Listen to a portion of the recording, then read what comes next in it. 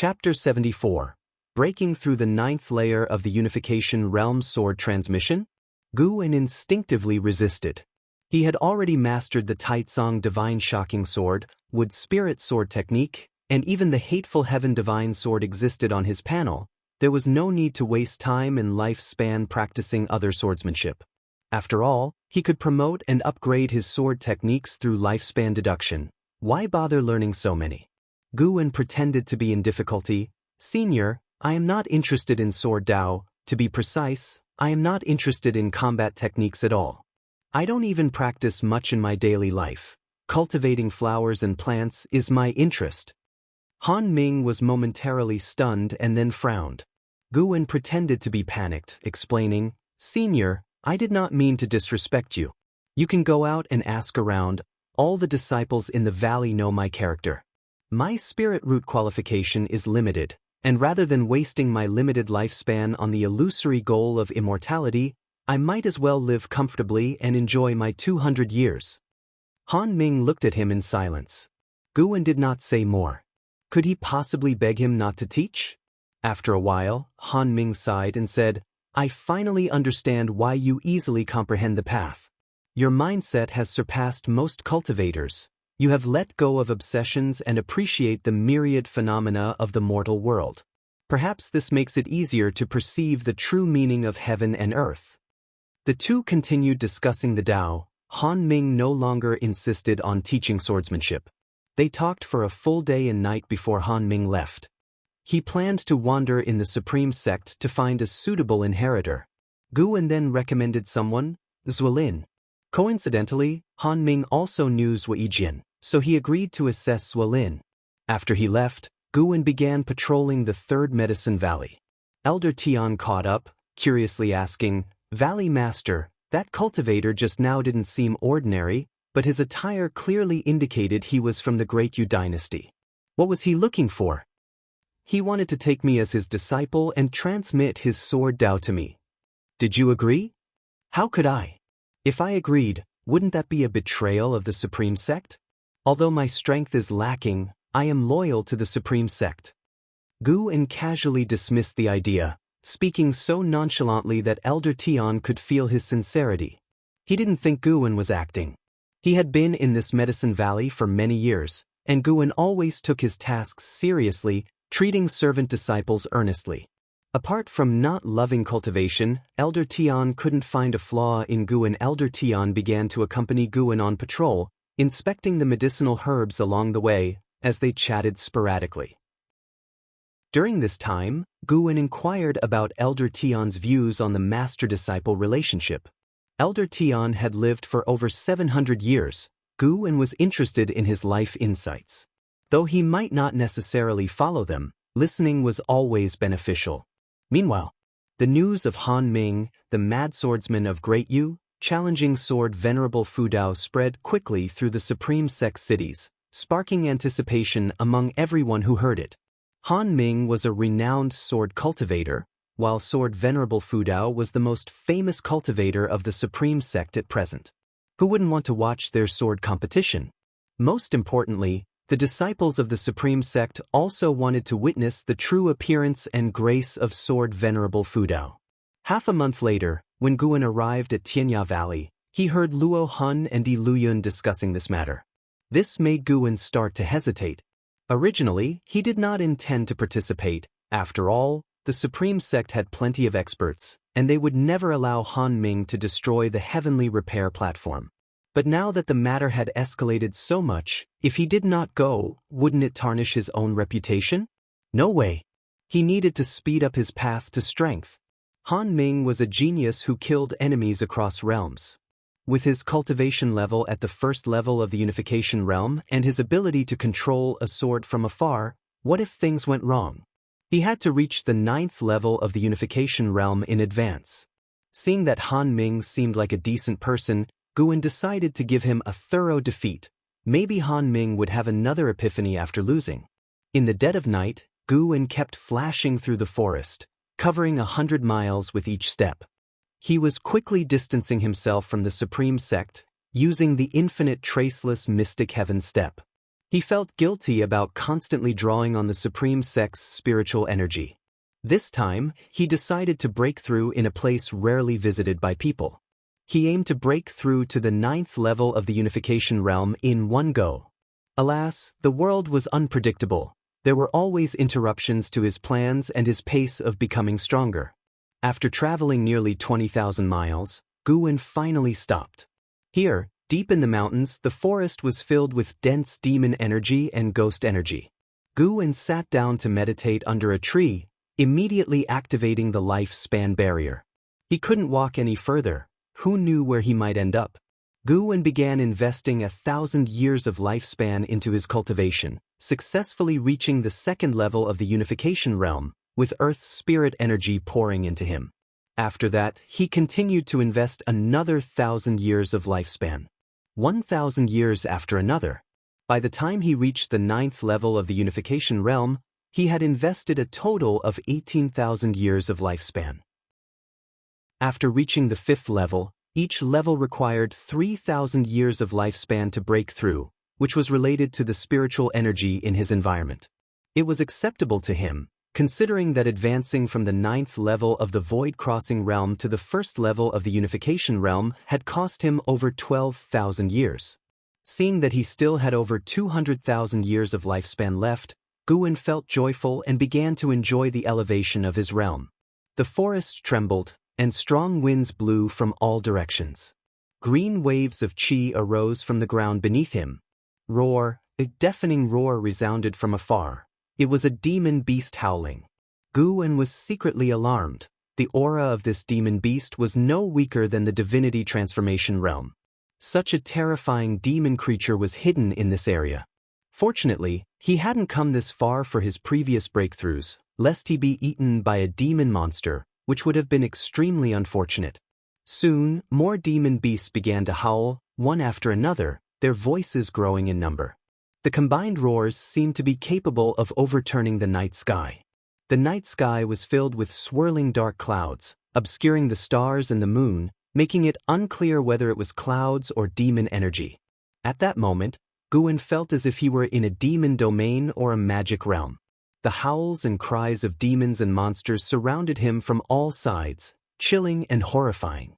The forest ahead shook violently, as if it might uproot at any moment. In the darkness behind the mountains, a colossal mountain began to move. With his sharp vision, Guwen could see it was a giant demon, at least 300 feet high, resembling a turtle carrying a mountain on its back. As it moved forward, dust flew everywhere.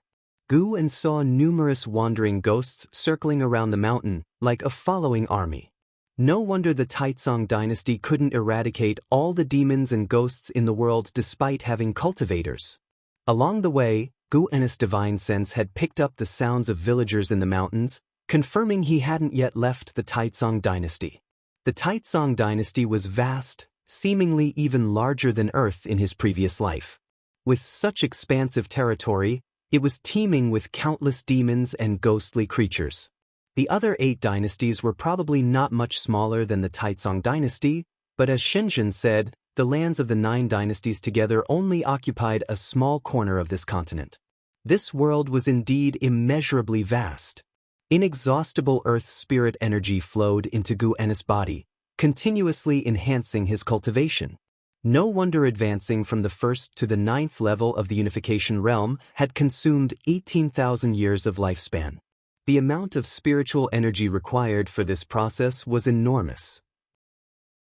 Guwen suspected that this disturbance would affect an area of tens of thousands of miles, possibly even impacting the Supreme Sect. The 9th level of the unification realm was already like this. If he aimed for higher realms, would he alarm the entire dynasty? The main issue was compressing the spiritual energy absorbed over 18,000 years into a short time span, drawing an immense amount of spiritual energy. Once the spiritual energy in this area was depleted, he would have to draw from other places, as heaven and earth also needed time to replenish it. Whatever. He thought he would break through first and talk later. Nobody could stop him from becoming stronger. Guwen closed his eyes, ignoring the disturbances around him. In a spacious cave, the firelight flickered violently, casting the shadow of a large cauldron on the walls. It was a large iron cauldron, over a yard in diameter, with a blazing fire underneath. The soup inside was boiling, with white bones bobbing up and down. 2 human children were tied up against the cave wall. They appeared to be about 12 or 13 years old, a boy and a girl.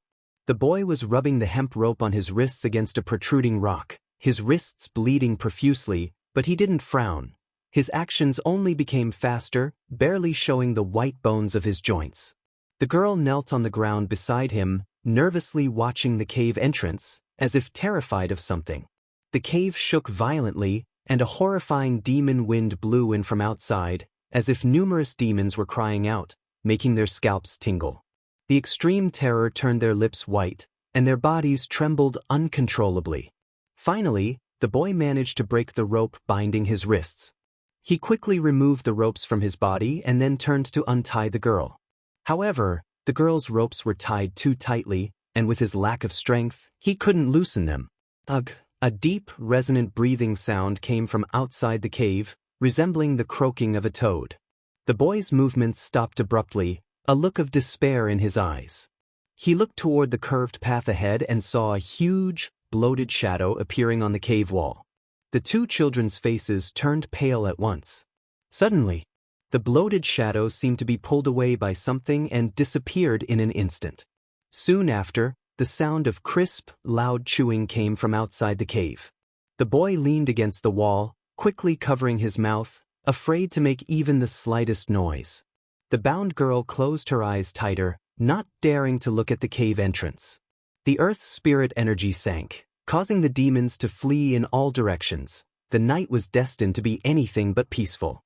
2 hours later, Guwen reached the 6th level of the unification realm.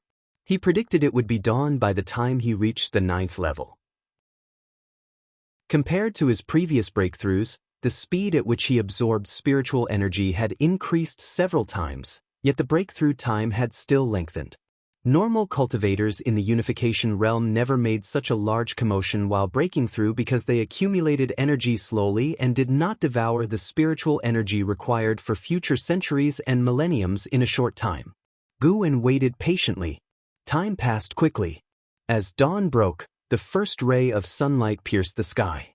The sky was full of demon clouds, and the forest was shrouded in demon energy, like a dense fog.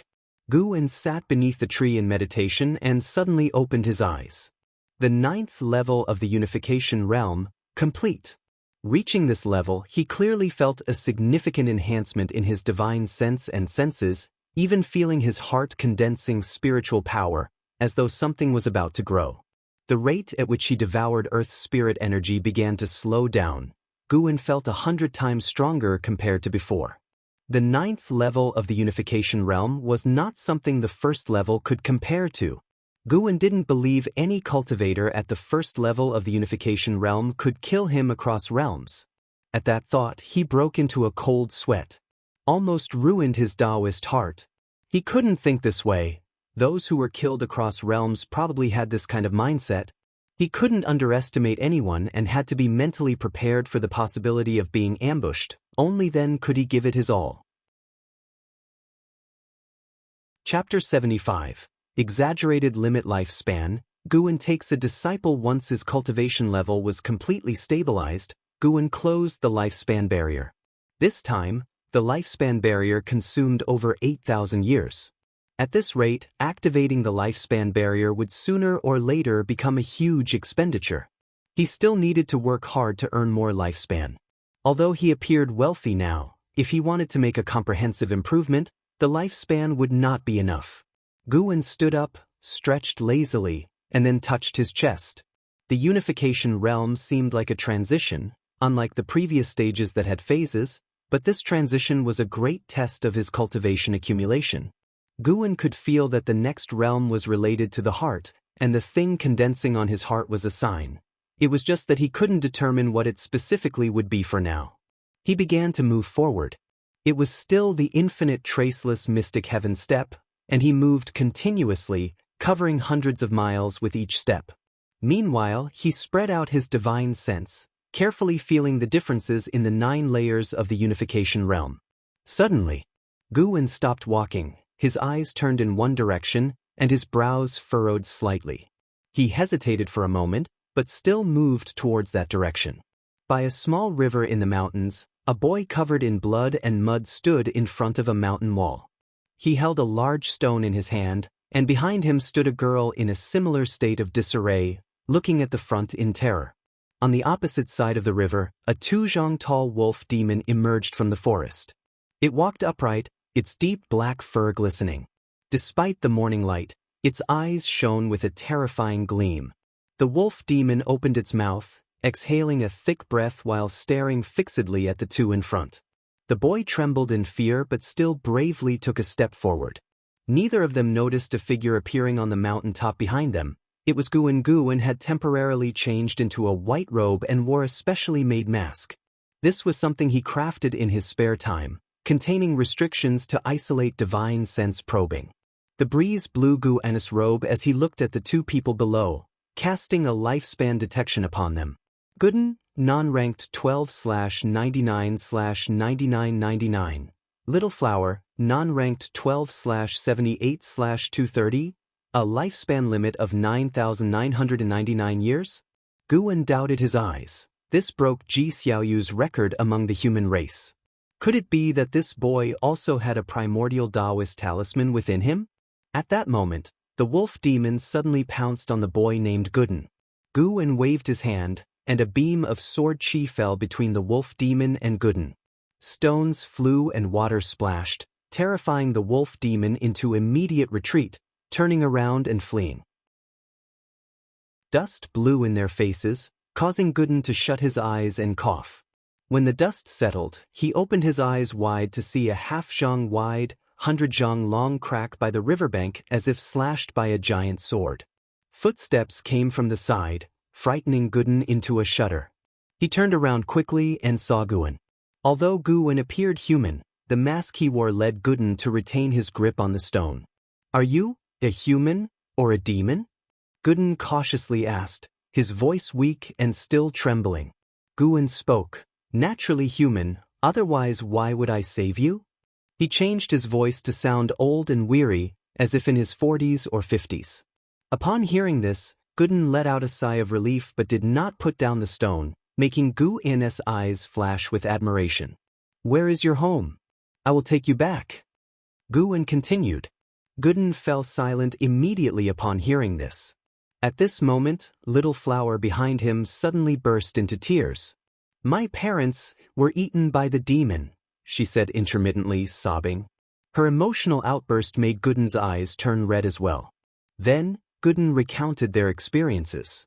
A group of demons attacked their village, devouring all the adults and taking the children to this area. They saw their companions turned into soup every day. Last night, it was supposed to be their turn, but the mountain suddenly shook, and the demon guards ran out. At dawn, they escaped the cave but found no trace of the demons and started fleeing. Not long after, they were targeted by the wolf demon on its way. Guwen listened in silence. It was his first true encounter with the hardships of the mortal world. He was born in the Ji family, never experiencing the threat of demons, and later went to the Supreme Sect, smoothly advancing by seizing lifespan. Compared to him, these two children had it incredibly tough. Guwen felt a sense of compassion, but Gooden's exaggerated lifespan prevented him from taking them back. Such an extreme lifespan, if they pursued immortal cultivation, would definitely bring endless troubles. Guwen even suspected that Gooden possessed a great fortune. Thus, his entire family perished, except for him. Just as he was about to be eaten, Guwen broke through this area. Just as the wolf demon was about to catch him, Guwen saved him. All these coincidences coming together meant it was no coincidence. A child of fate? Seeing that these two were already orphans with no kin to rely on, Guwen couldn't bear it. After thinking it over, Guwen decided to first take them to a safe place. He appeared behind Gooden in a single step, picked him up, then went to Little Flower and lifted her as well, moving quickly. Frightened by his movement technique, they stopped crying and stiffened. After 10 breaths of time, in a forest, Guwen stopped and gently placed them on the ground. He took out a bottle of elixir from his storage bag and poured half into each of their mouths. The sudden feeding made them choke, but as the elixir went down their throats, they felt a warm flow spreading through their meridians, which was a wonderful sensation. They opened their eyes wide in disbelief. Guwen then sat down cross-legged before them and asked, "Do you want to cultivate immortality?" He dared not take Guden back directly but could teach them the cultivation method and let them someday join the Supreme Sect on their own, keeping it unrelated to him. He intended to send the Supreme Sect a top-tier genius, compensating for multiple offenses of drawing spiritual energy over the years. "Are you an immortal?" Guden exclaimed, his face full of excitement. "I am not. I am merely striving to be an immortal.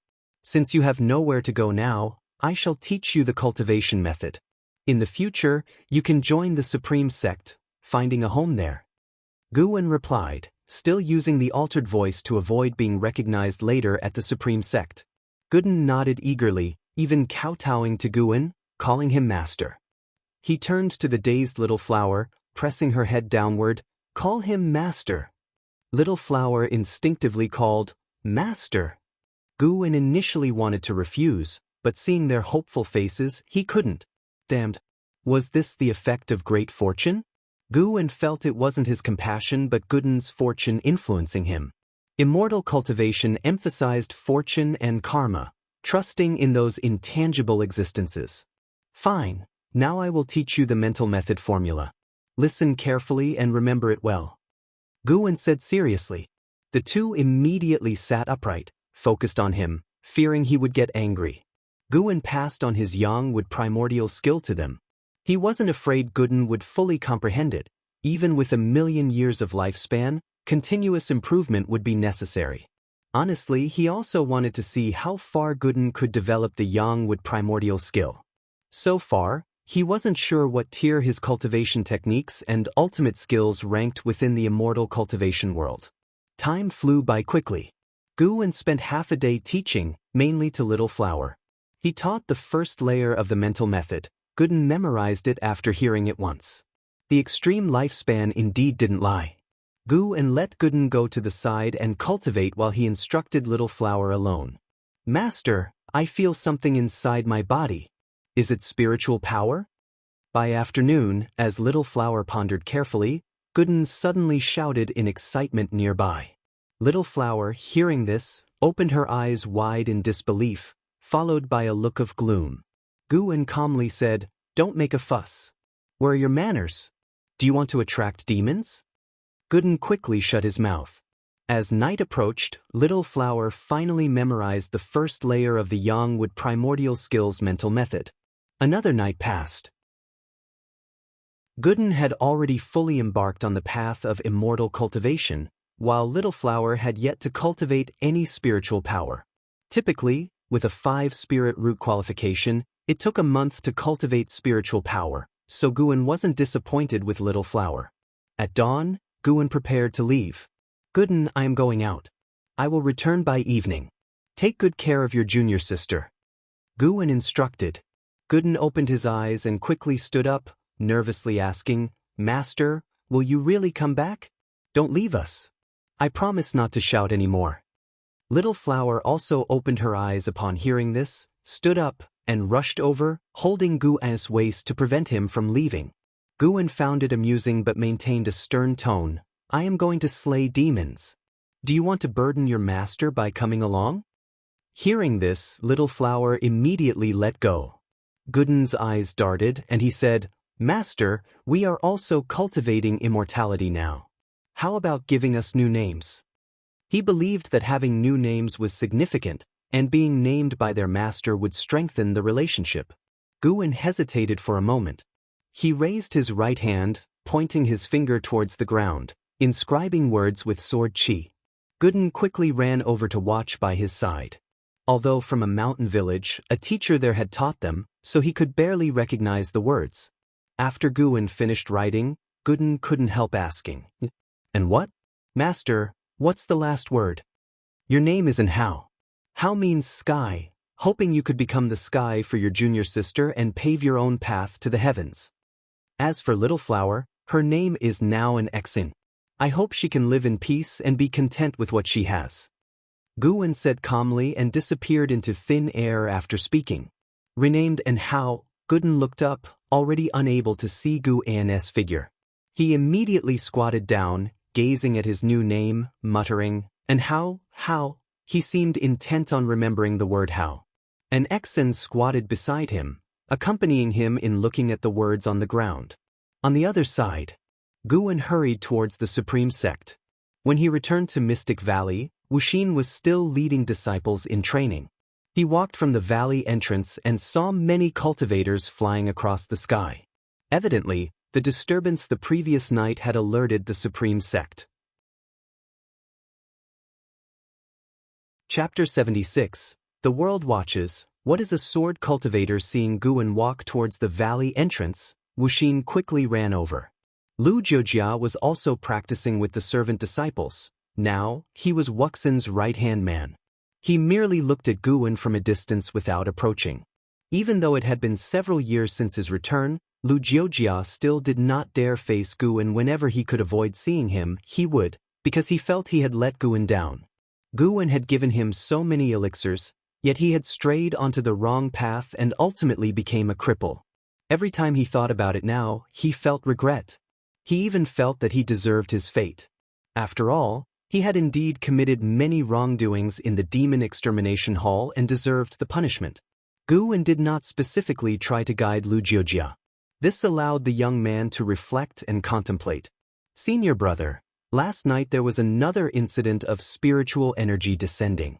Although it wasn't as severe as the previous times, you still need to be careful when you go out.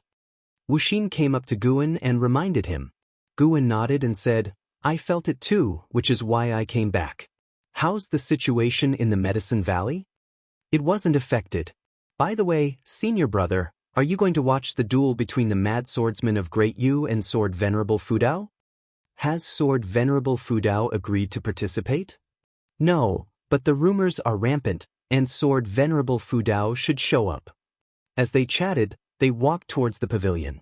Currently, the Mystic Valley had recruited another batch of servant disciples. These disciples frequently looked at Guwen as they practiced. They were very curious about the true master of the valley. It was said that every few years, an outer disciple would emerge from this Medicine Valley. How could they not look forward to it? After chatting with Wuxin for a few moments, Guwen went upstairs. He planned to make some new clothes for an Hao and an Exing. An hour later, he went to the Third Medicine Valley to inspect his valley. The Third Medicine Valley was vast, and he had to personally check it to avoid any oversights. Even losing one medicinal herb would cost him his lifespan. The disciples in the Third Medicine Valley were also discussing the incident of spiritual energy descending last night. Various speculations were made, and Guwen chatted with them briefly. It wasn't until dusk that Guwen finally left. The sky was crimson, and the forest was dark. And Hao stood on a tree branch, gazing into the distance, hoping to spot Guwen below the tree, and Xian asked nervously, will Master not come back? He will definitely come back. Master said he would, and he always keeps his word. And Hao said firmly, his tone resolute. In truth, he was unsure himself but tried to appear confident. The thought of Master possibly not returning made him feel wronged and brought him to the verge of tears. But with an Xian below, he absolutely couldn't cry. His father had once told him that boys could cry, but never in front of girls. Suddenly, a hand fell on Nzin's head, startling her into a scream as she instinctively jumped back. And Hao heard it and quickly turned around, only to see the figure he had been waiting for all day. He immediately shouted excitedly, Master! He jumped down and rushed towards Guwen, hugging his waist just like an Exen had done that morning. Seeing that it was Guwen, an Exen also became very excited and rushed over to hug him. Even though they've only known each other for 2 days, Guwen had already become irreplaceable in their hearts. Guwen placed a hand on each of their heads, gently pushing them away. He softly said, train diligently. If you don't train hard, I will leave you behind. If we excel in our training, will you stay? And Hao asked. Guwen took out 2 sets of clothes from his storage bag and said, didn't I tell you before? You will eventually go to the Supreme Sect. I won't be with you forever. Once you can protect yourselves, I will leave. Upon hearing this, Enhao's face fell immediately. An Xen bit her lip, her eyes turning red. Ignoring their emotions, Guan handed them the clothes and led them toward the river in the forest. An hour later, Enhao and an Xen had changed into their new clothes and tidied their hair. These two looked like a perfect pair of golden children in their new outfits, which was probably why that demon kept them for last, being reluctant to eat them.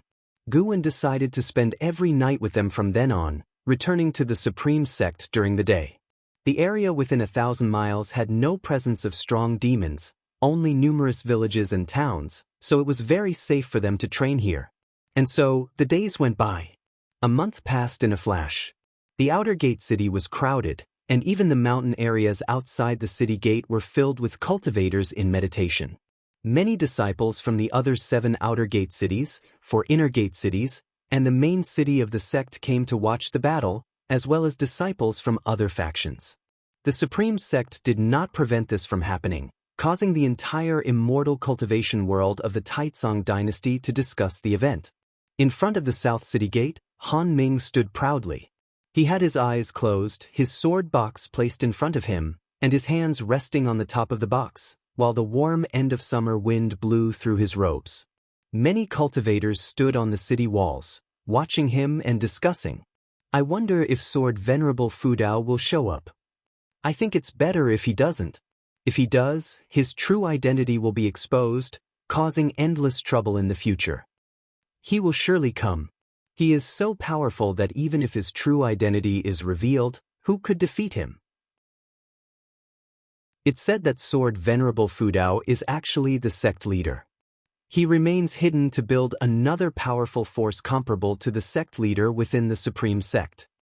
I heard the Mad Swordsman of Great Yu has been surpassing the divinity transformation realm for years. If this fight truly takes place, it will be legendary. Zhuo Lin and his father, Zhuo Yijin, also stood on the city walls, looking down at Han Ming. Zhuo Lin's face was full of worry. He had already taken Han Ming as his master, so he naturally worried about his master's safety. Jiang Qiong and Hu Emo, who had a cultivation level of 9 layers of the divinity transformation realm, stood on top of a huge gourd, also discussing the upcoming battle. Yi Lan stood on the top of a tall building, gazing into the distance towards the South City Gate. The sky was blue, not a cloud in sight, while the mountains outside the city were rugged. There was no sight of Sword Venerable Fudao. Standing beside her were more than a dozen disciples of the law enforcement hall, all her subordinates, including Zhen Qin. They were all very excited. 5 miles away, Shenzhen, wearing a black veil, stood on the top of a treasure pagoda, also watching the South City Gate, his eyes filled with anticipation. This duel between sword cultivators, which had been brewing for a month, had captured the attention of the entire Supreme Sect and even the immortal cultivation world. Amidst the anticipation of everyone, Han Ming remained patient, keeping his eyes closed. Meanwhile, 15,000 miles away, in a vast forest, Guan was instructing Enhao in sword practice. Enhao had reached the 2nd layer of the energy cultivation realm in just 3 days of energy absorption and was now at the 3rd layer. Today, Guan started teaching him the techniques of the Taizong divine shocking sword so that he could have combat skills. Meanwhile, an Xen was still cultivating, concentrating on gathering her first wisp of spiritual power. The difference in their talent was like a chasm. Guan only needed to demonstrate the moves once for Enhao to remember them, making teaching him very easy. So this is what it's like to mentor a genius? No wonder the great cultivators favored geniuses. He was starting to favor Enhao, too. While practicing the sword, Enhao asked curiously, "Master, what is the name of this sword technique?" He wielded a wooden sword, but even so, his sword strokes already produced a sharp wind. Taizong Divine Shocking Sword. You are the only one who has learned my sword technique. Do not disgrace it in the future. Guan said. Given Enhao's talent, he would certainly be revered if he joined the Supreme Sect. Adding that he was the inheritor of Sword Venerable Fudao's technique would make him even more extraordinary. In the future, the Supreme Sect would have to think twice about oppressing Enhao, considering whether it was worth going against Sword Venerable Fudao. Taizong Divine Shocking Sword. And Hao murmured, his eyes shining. He could feel the brilliance of the sword technique. Every time he practiced the moves, he had new insights, which made him deeply captivated. The sound of the sword cutting through the wind echoed continuously in the forest. Guwen stood to the side, watching quietly. The wooden mask covered his face, preventing Hao from seeing his expression. In the distance, Xianxia looked on with envy in her eyes. She also wanted to practice the sword. An hour later, Hao unexpectedly produced sword qi. As he swung the sword qi grazed past Guwen and struck the tree trunk behind him, leaving a fine sword mark. After producing sword qi, Hao seemed to have opened his meridians, becoming faster and more fluid in his movements, swift as a startled swan. The spiritual energy in the forest began to converge towards him. Guwen watched with a tense mind. What kind of monster is this? He felt he had created a significant upheaval. If he hadn't saved Hao would have been devoured by that demon, and the world would be without such a prodigious talent. He started to feel sorry for the likes of Liya, Ji Xiaoyu, LV Xian, Zhou Tongyu, and other peerless talents. Sorry, the position of the world's #1 now belongs to my disciple. Guwen himself wasn't interested in being the world's #1. Once attaining invincibility in the world, one might face enemies from heaven.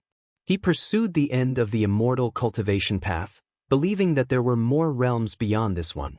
At noon, Guwen said, "Stop now." Hao immediately withdrew his sword upon hearing this. He was drenched in sweat and panting heavily, but his face was glowing with vitality, and his eyes were bright as torches. "Master, how did I do?" Hao asked with a proud smile. At 12 years old, he was beginning to show confidence.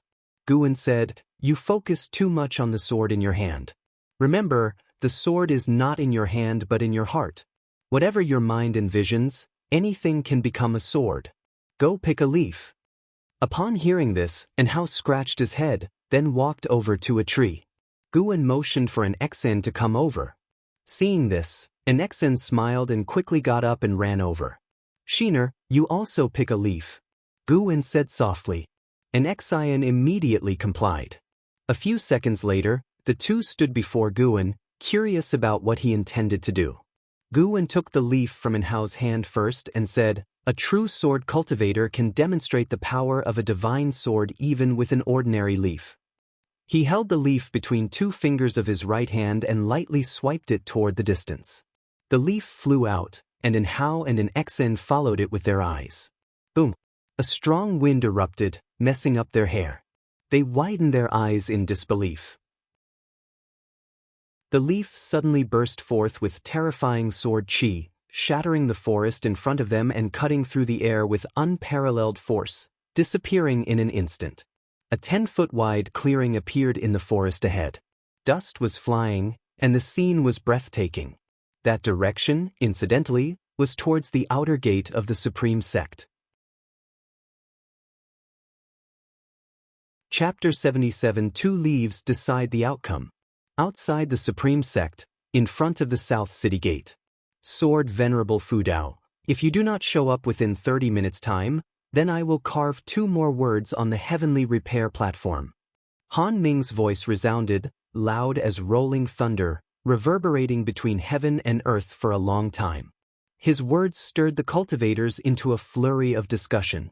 Although the disciples of the Supreme Sect frowned, they did not dare to curse him, as he had observed the formalities first. Having eagerly awaited for a month, the fact that Sword Venerable Fudao hadn't appeared left even the disciples of the Supreme Sect somewhat disappointed. Zhuo Lin on the city wall breathed a sigh of relief, though he felt Han Ming was no match for Sword Venerable Fudao. Having spent a month together, he sincerely didn't wish for anything untoward to happen to Han Ming.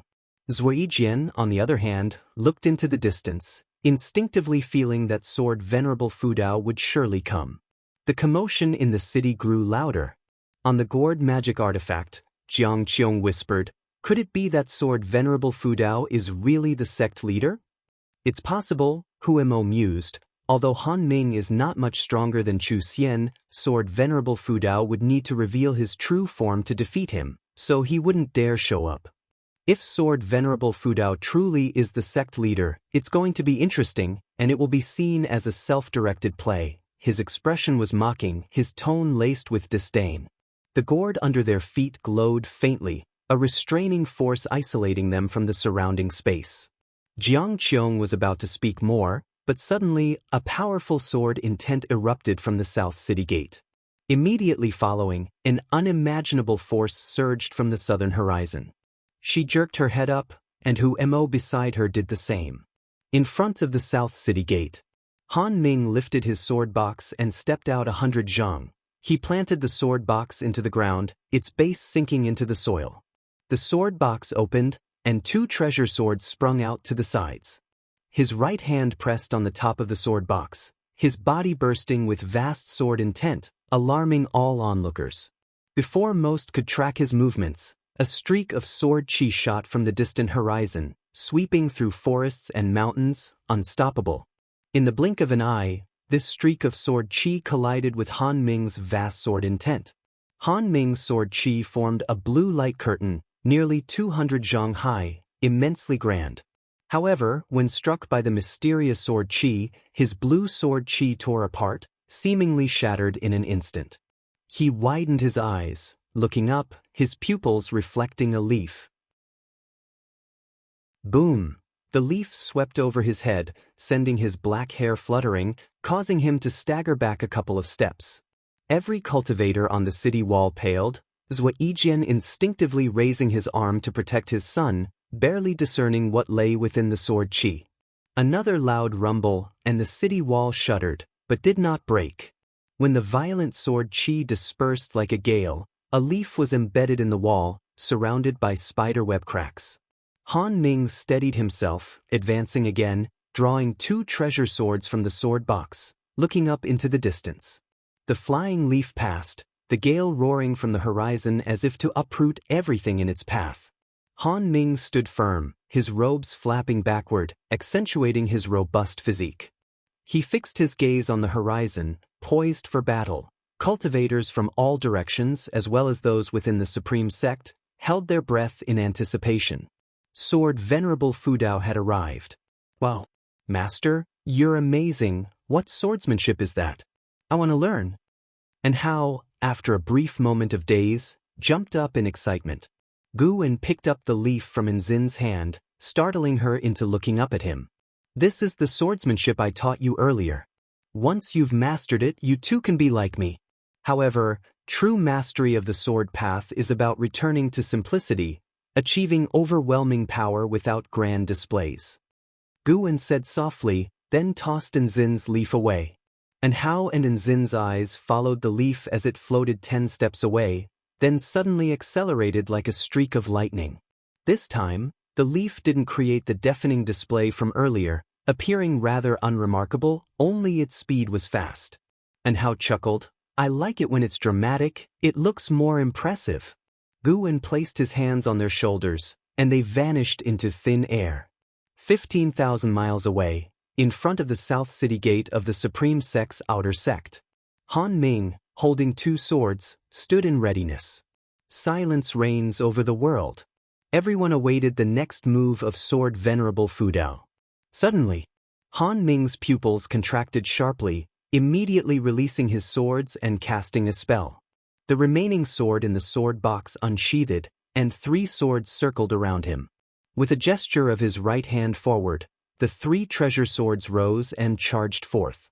The 3 swords interwove and swirled, releasing terrible sword chi that transformed into 3 dragons of sword chi racing forward, uprooting trees along the way, raising dust, and shaking the earth and mountains.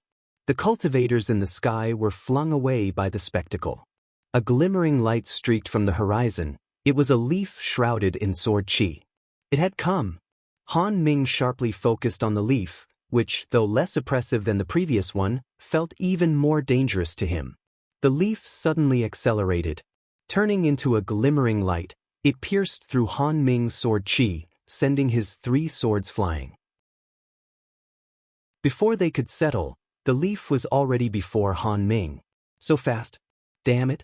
Han Ming was horrified, instinctively pushing out his palm. His robes erupted with a golden light, forming a golden bell shadow. Boom! The leaf shattered the golden bell shadow, piercing Han Ming's right shoulder. The powerful force left him unable to resist, dragging his body along, splitting the ground beneath him. Han Ming crashed into the city wall, shattering the wall behind him but not bringing it down. The reason it didn't collapse wasn't due to the wall's sturdiness but because Guan had controlled it deliberately. Han Ming was pinned against the wall, spitting blood, his head hung low as if dead. Master, Zhuo Lin, atop the shaking wall, called out anxiously. Countless cultivators gasped. The mad swordsman of Great Yu had been defeated by sword Venerable Fu Dao with just 2 leaves? How great was the gap? Flying Leaf Sword Immortal. Sword Venerable Fu Dao is the Flying Leaf Sword Immortal. A Supreme Sect disciple excitedly shouted. No need for him to spell it out, all spectators realized this. On the gourd magic artifact, Huemo opened his mouth but couldn't say anything. Yi Lan gazed at the remnants of sword chi in the sky, eyes full of envy. How advanced must one's cultivation be to wield such near-godlike power? Shenzhen flew over the city wall, landed on the ground, and swiftly pulled out paper and pen to sketch Han Ming pinned against the wall. Under the blue sky, amidst the mountains, a small town sat by a large lake. If anyone asks, do not mention me. Just say you are children from this town. Gu An's voice transmitted. And Hao and an Xen landed, instinctively turning around, but Guan was already out of sight. At this moment, they stood in an alleyway, with moss-covered mud walls on both sides. As an Xen was about to speak, and Hao covered her mouth and said, Sister, let's go catch frogs. He gave an Xen a look, and when she nodded, he released his hand. Then, they walked out of the alley one after another, drawn by the bustling street, smiles naturally spreading across their faces. After all, they were still children. On the other side, removing his mask, Guan donned a blue Daoist robe and stepped into an inn. Having a rare chance to come out, he intended to enjoy the mortal world sights.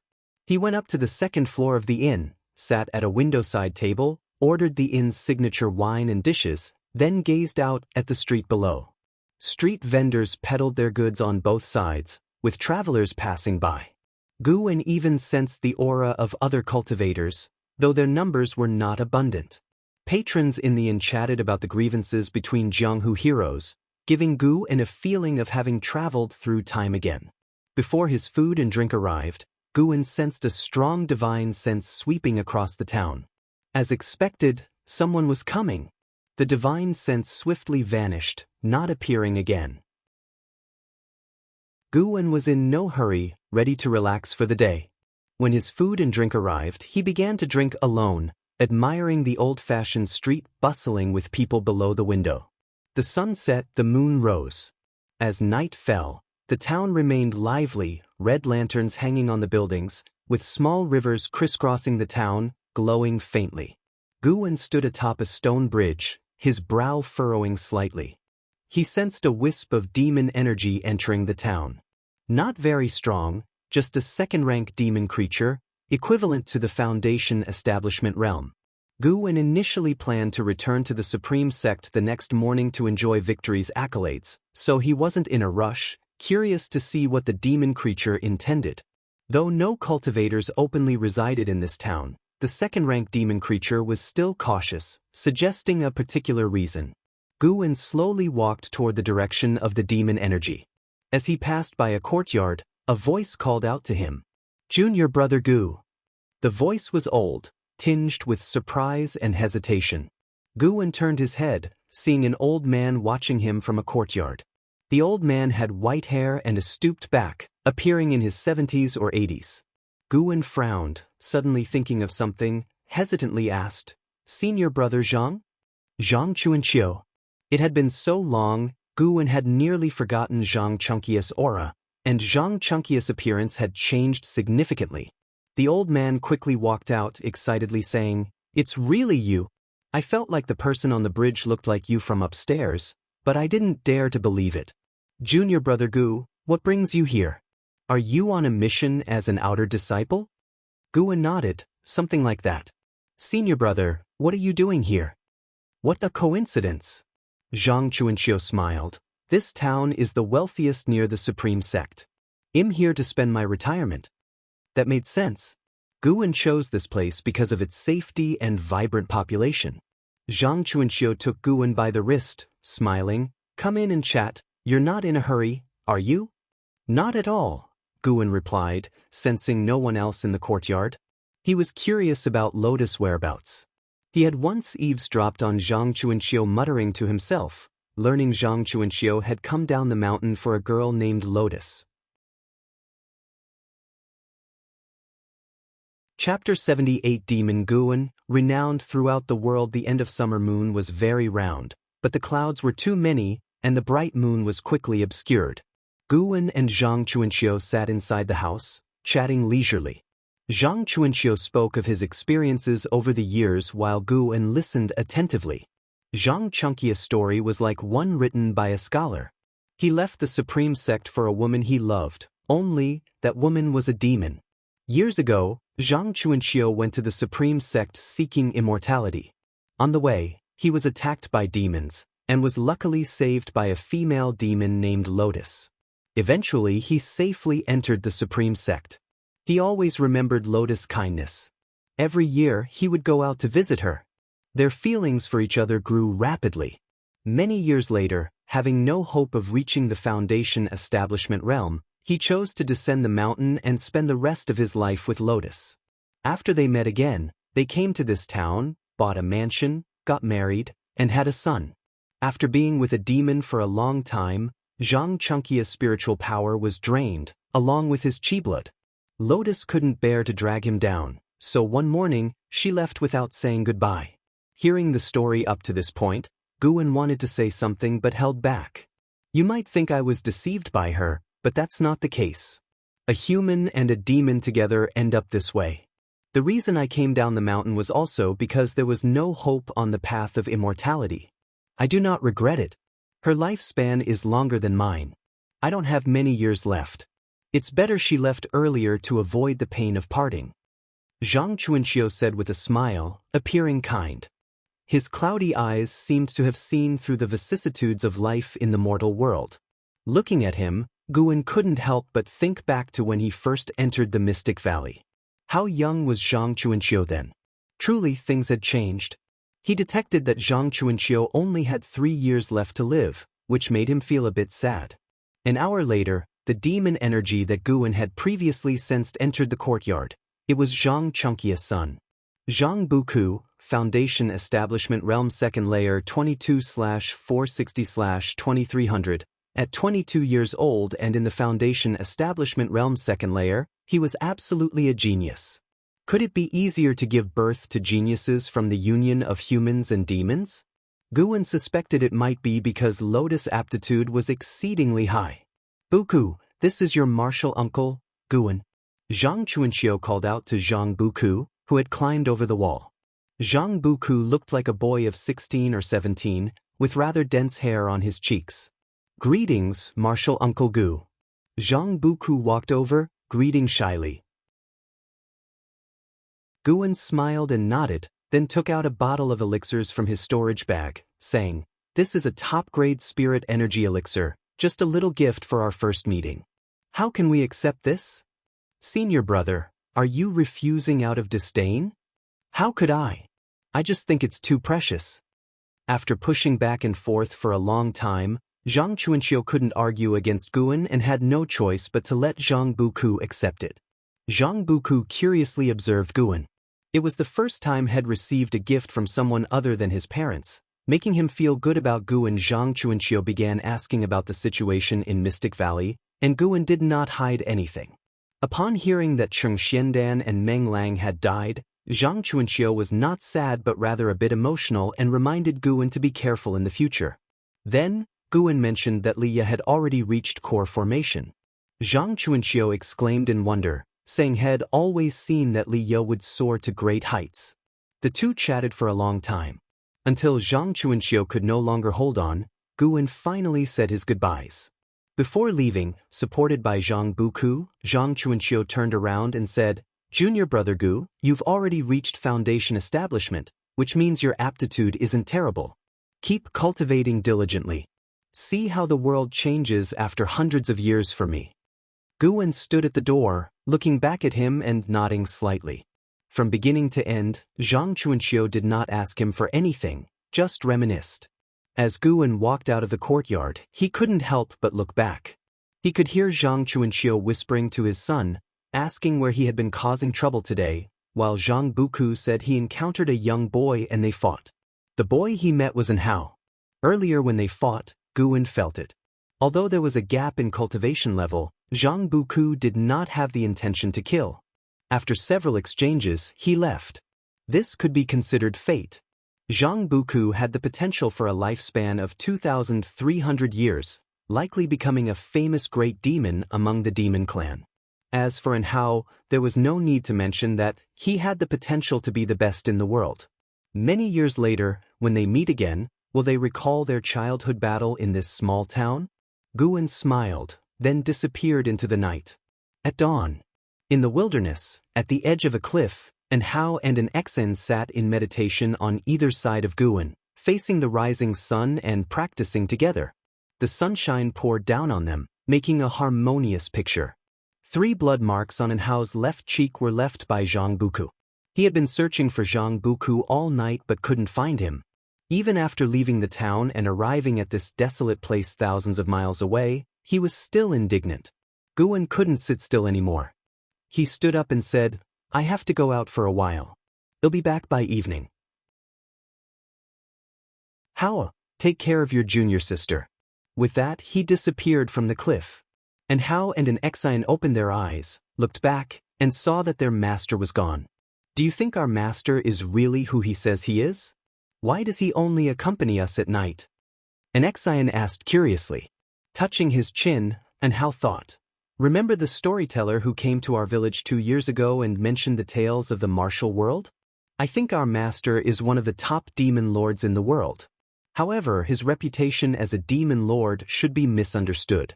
Otherwise, why would he save us? It's because of this that he doesn't want us to be implicated by his reputation." And Zin's eyes widened and she asked, "If Master really is a demon lord, then what is he going to do now?" "I don't know. But no matter what, he is our master. Anyway, he treats us very well, and we must remember his kindness." Guwen, who was referred to as the Great Demon Lord by his disciples, returned to Mystic Valley and directly used the teleportation array to travel to the 3rd Medicine Valley. Sure enough, after the big battle ended, someone came looking for him. Guwen walked into his loft and saw Xinjun drawing at the desk.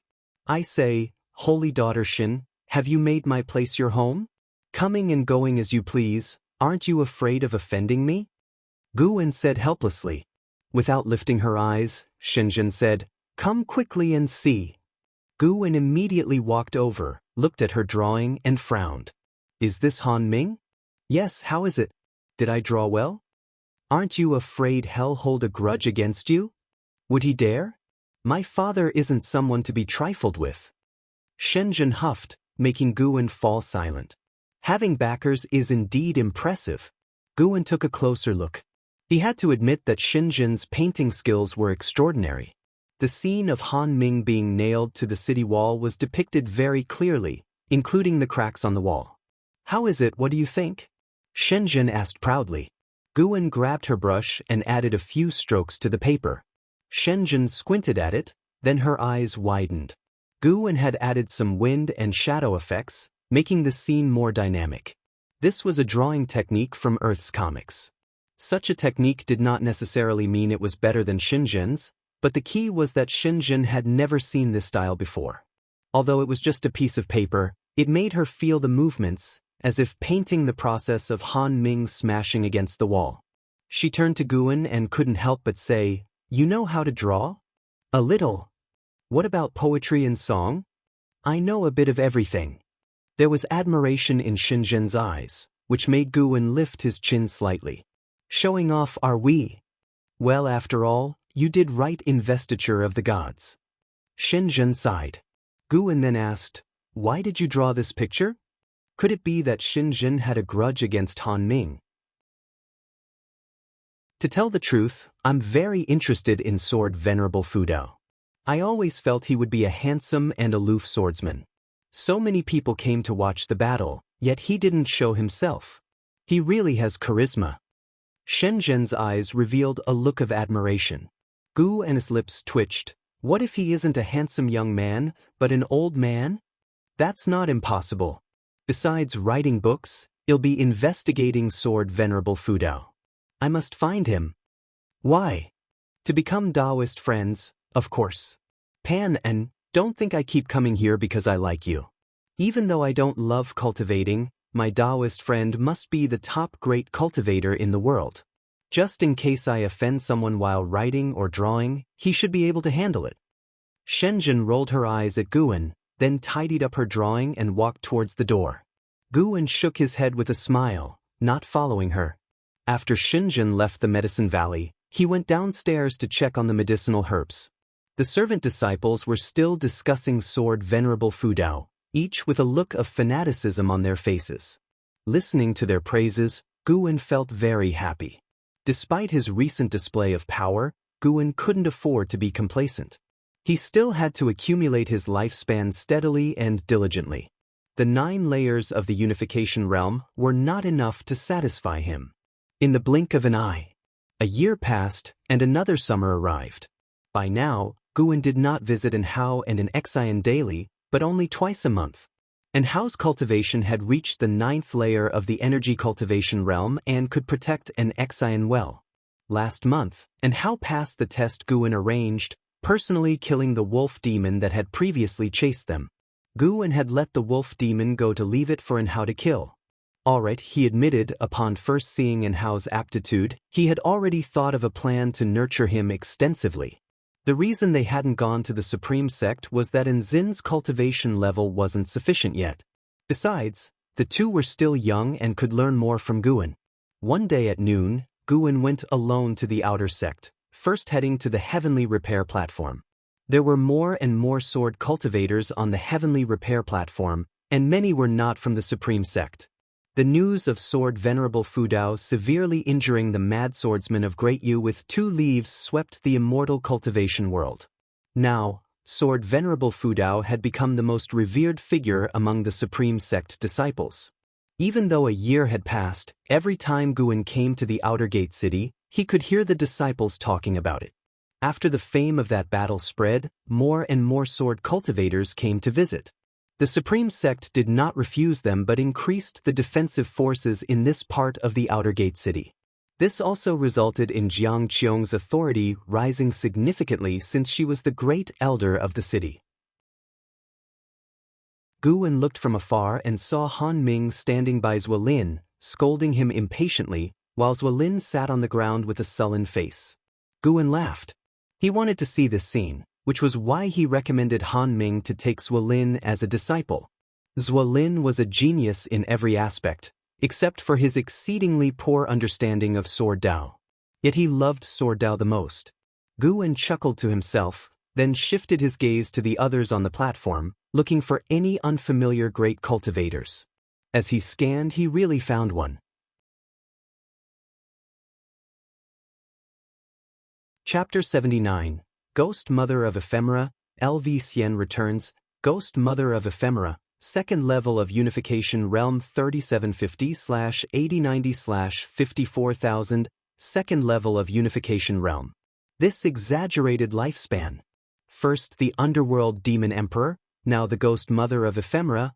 Why do they all seem like characters from the underworld? Guan lamented silently. Even ghosts have lifespans, which means that even if they die, they can't exist forever. After thinking about it carefully, it made sense. If ghosts could exist forever, wouldn't this world be ruled by ghosts? Only tales of 1,000-year-old evil ghosts are heard, never of million-year-old ghost emperors. Of course, it could also be that Guan's level wasn't high enough to encounter such beings, but at least this mortal world was still dominated by the human race. Perhaps there was a force in the dark that suppressed the existence of ghosts, maintaining balance in all things. The lifespan of the human race might be short, but they cultivated quickly. Each had its pros and cons. The Ghost Mother of Ephemera disguised herself as a female disciple of the Supreme Sect, looking very young. her cultivation level suppressed to foundation establishment realm, making it difficult for others to detect her abnormality. Guwen didn't look any further, afraid of drawing her attention. The Supreme Sect had countless demons and monsters. As long as they didn't threaten him, he didn't bother. Little friend Gu. Han Ming suddenly walked over, with a smile on his face. Despite experiencing a crushing defeat, he didn't feel humiliated. Instead, he felt fortunate. Sword Venerable Fu Dao had pinned him to the city wall with a leaf, and the sword intent contained in that leaf benefited him greatly, indicating a lesson in disguise. With Fu Dao's ability, had he wanted to kill him, he definitely wouldn't have survived. Guwen looked at the approaching Han Ming and immediately saluted. Han Ming came forward, warmly grabbing his hand, and said, "Little friend Gu, since you're here, you must practice swordsmanship with me. The disciple you recommended to me is really too dull. It's driving my Daoist heart restless with anger." As he spoke, Han Ming pulled Guwen in the direction of Lin. Guwen, unable to break free from his hand while hiding his cultivation level, could only walk helplessly. Han Ming had Guwen sit next to Lin, then started teaching swordsmanship techniques. Lin, seeing Guwen, was very pleased and kept pulling him to talk endlessly, making Han Ming very irritable and scold Lin again. Zuijian sat on one side, smiling as he watched his son being scolded, while also scrutinizing Guwen. Besides being good-looking, his cultivation level seemed ordinary, and Zuijian couldn't understand what caught Han Ming's eye about this child. Zuijian closed his eyes, while feeling the sword intent within the words, "righteous path." And thinking back to the scene of Han Ming being defeated, he seemed to catch something in the dark, yet it felt like an illusion. This complex feeling made him bewildered. After a full ancient hour, Guwen finally managed to escape Han Ming's entreaties. Han Ming's swordsmanship, Guwen had memorized it after hearing it once, but to keep a low profile, he had listened to it 6 times, really exhausting himself. Guwen hastily left under Han Ming's disappointed gaze. From now on, he had to avoid Han Ming when visiting the heavenly repair platform. This guy was too troublesome. Guwen thought to himself, and then went to the Elixir Hall and the Book Collection Hall in sequence to report in, and finally visited Jiang Qiong at the Great Elder's residence. In the main hall, Jiang Qiong threw a storage bag to Guwen and said, "These are all high-rank medical herbs I have collected. Once they mature, you can take 20%. Hasn't your martial master treated you well?" Guwen scanned it with his divine sense and was elated. So many seeds, and the lowest grade was 4th rank. "Thank you, martial master," Guwen said sincerely. Jiang Qiong could have asked someone else to nurture them. She was the great elder now, holding significant power. Hearing this, Jiang Qiong smiled contentedly. She enjoyed seeing Guwen's gratitude towards her. Try not to sell the green vine fruit. It greatly enhances chi blood and root bones, making it a treasure beyond the measure of spirit stones, Jiang Qiong said earnestly. Clearly, she had found out about Guwen's record of selling green vine fruit. Guwen nodded. He no longer needed spirit stones to buy seeds, so naturally, he wouldn't sell them. "Next, I plan to strive further upward. Your Medicine Valley can partly be credited to me, cultivate it well. In the future, I will find a golden core from a core formation realm cultivator and use secret techniques to help you become a core formation realm cultivator," Jiang Qiong continued. Guwen quickly thanked her again. Then, Jiang Qiong waved her hand, indicating he could leave. Guwen turned to leave. After taking a few steps, Jiang Qiong's voice floated from behind, "Guwen, do you write books?" This statement made Guwen's heart tremble.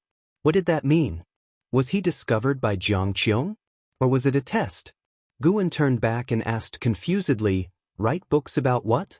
Jiang Qiong looked at his face, which didn't appear guilty, and then shook her head. "Nothing. Go back." Guwen scratched his head and left with a puzzled expression. Jiang Qiong sat in her chair in thought. After a while, she took a book out of her storage bag and started flipping through it. The cover had 4 words, "Supreme Secret Records." Summer was blistering hot. The 13-year-old and Hao lay by the river, facing the sky, his head immersed in the water, bubbling as he blew bubbles. Not far away, an Xen was sitting under a tree, meditating and cultivating. Her brows were furrowed, obviously finding her cultivation difficult. A figure covered in Hao's body, making him open his eyes subconsciously. When he saw who it was, he quickly got up. "Master!" And Hao quickly got up, rubbed his wet hair, and then cultivated energy to dry his hair with spiritual power, causing wisps of white smoke to rise from his head.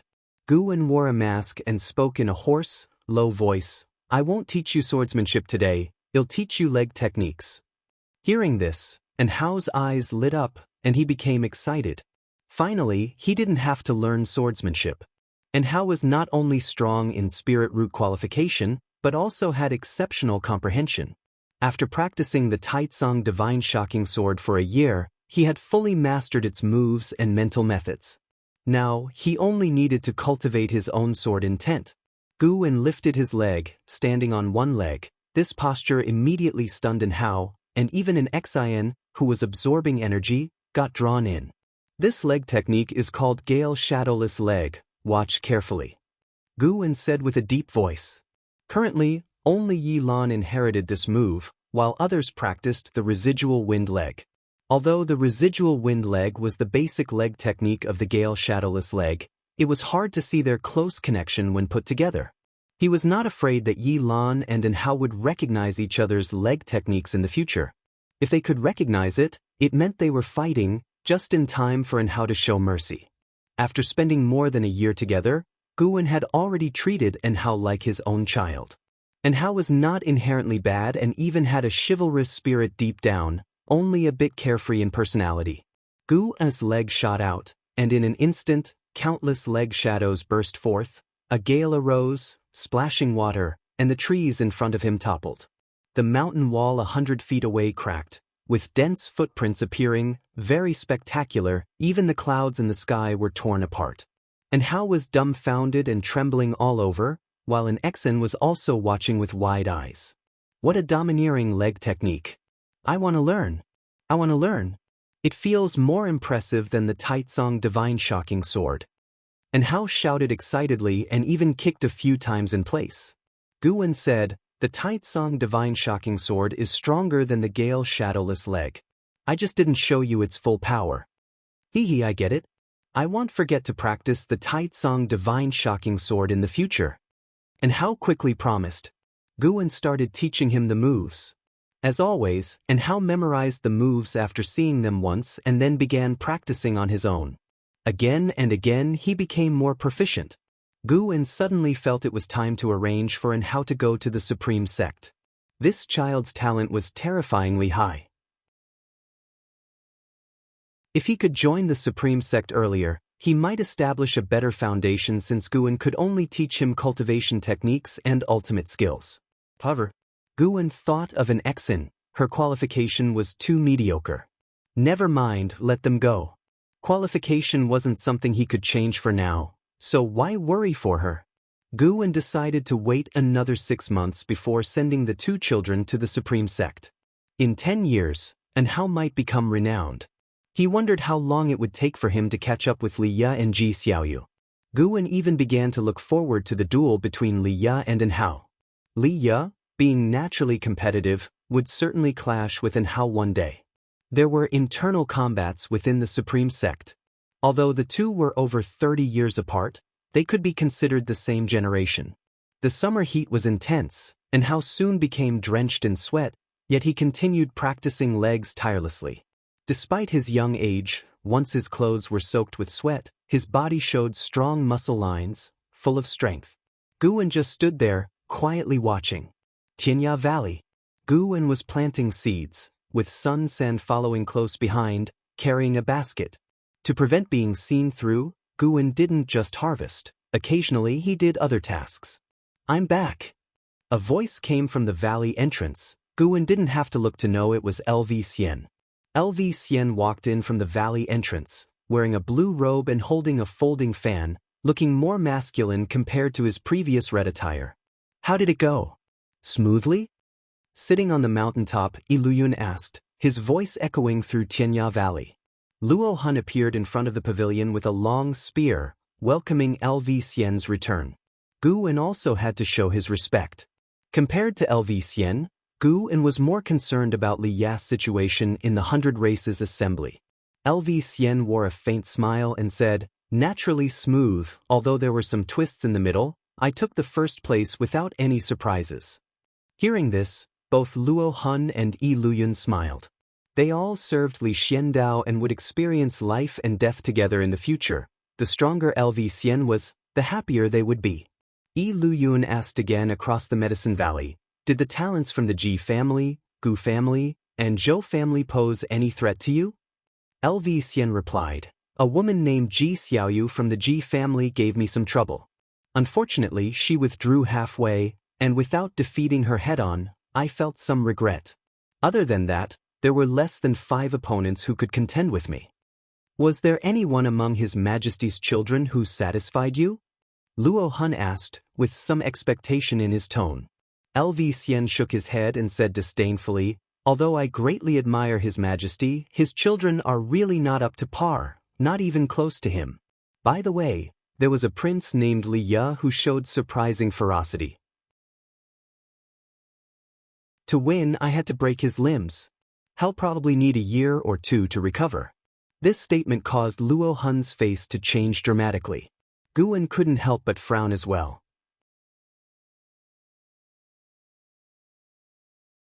Chapter 80, Mystic Tortoise Surging Wave Palm, shockingly revealed heavenly spirit root. Gu En felt annoyed when he heard about Li Ya's injury.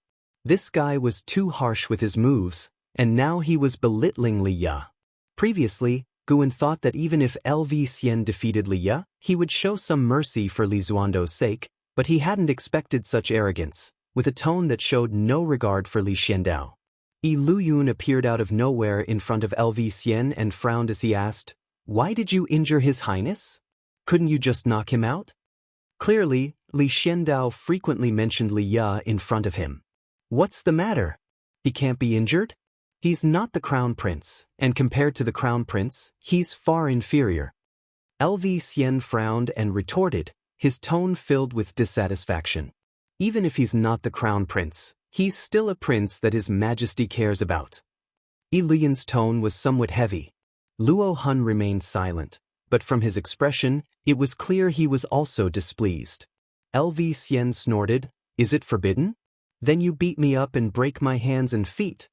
At this moment, he saw Gu En approaching, immediately became excited, and walked up to him.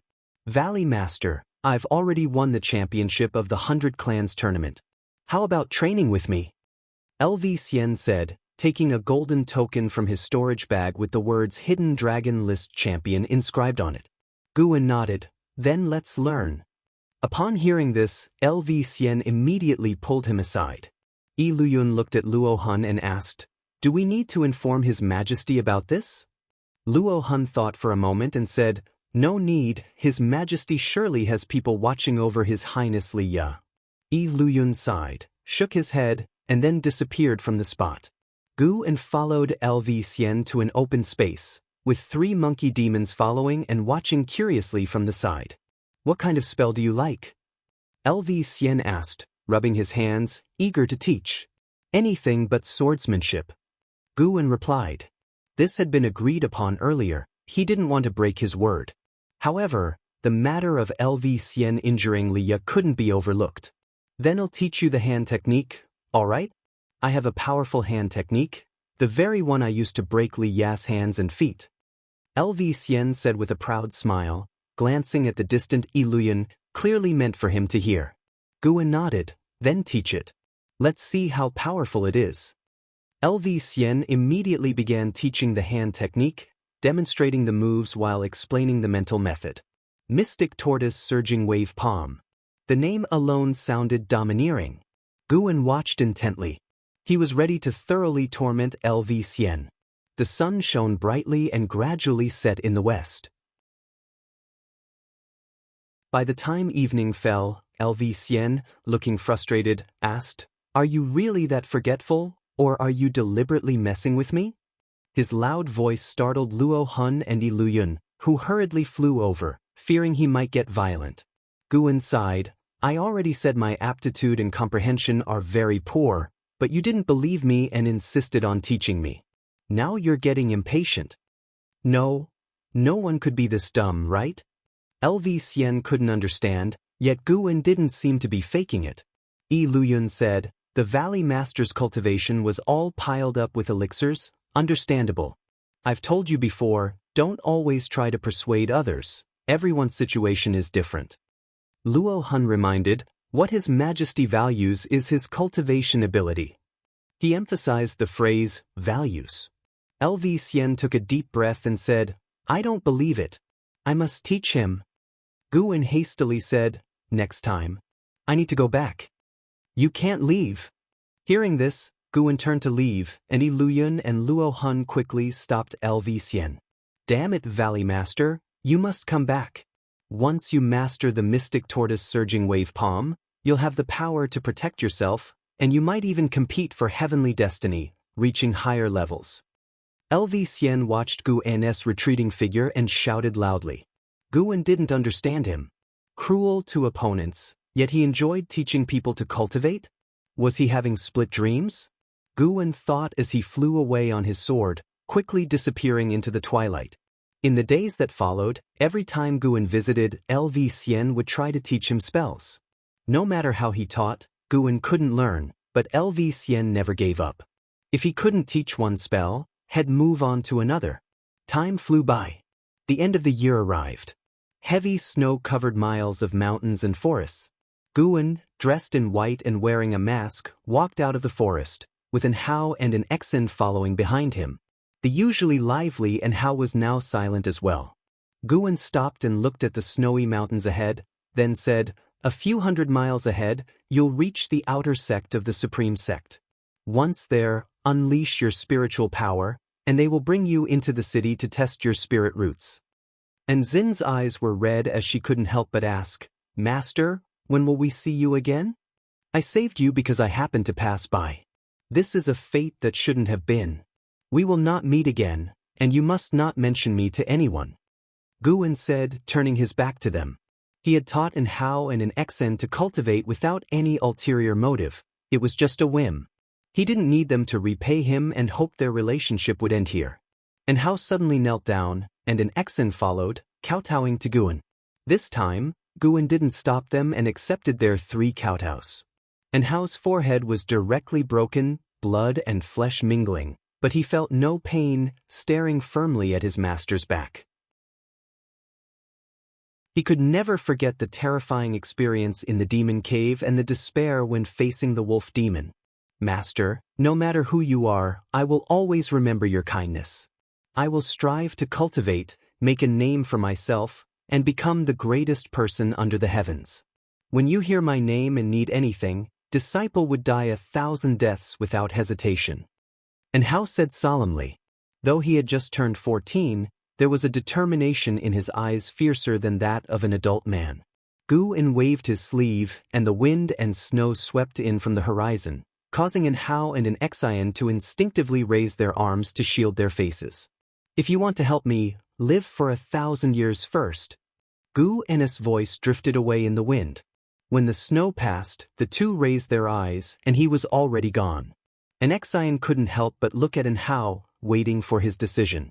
He stood up, looked toward the horizon, and said softly, An Exen, we must not disappoint Master. An Exen nodded firmly. The siblings stepped forward into the flying snow that seemed ready to swallow them. Guwen returned to Mystic Valley. He first inspected the medicinal herbs in Mystic Valley and then returned to his loft, keeping his divine sense focused on an Hao and an Exen the entire time. Although they were less than 300 miles from the Supreme Sect, he still worried as the Supreme Sect was now a mix of fish and dragons.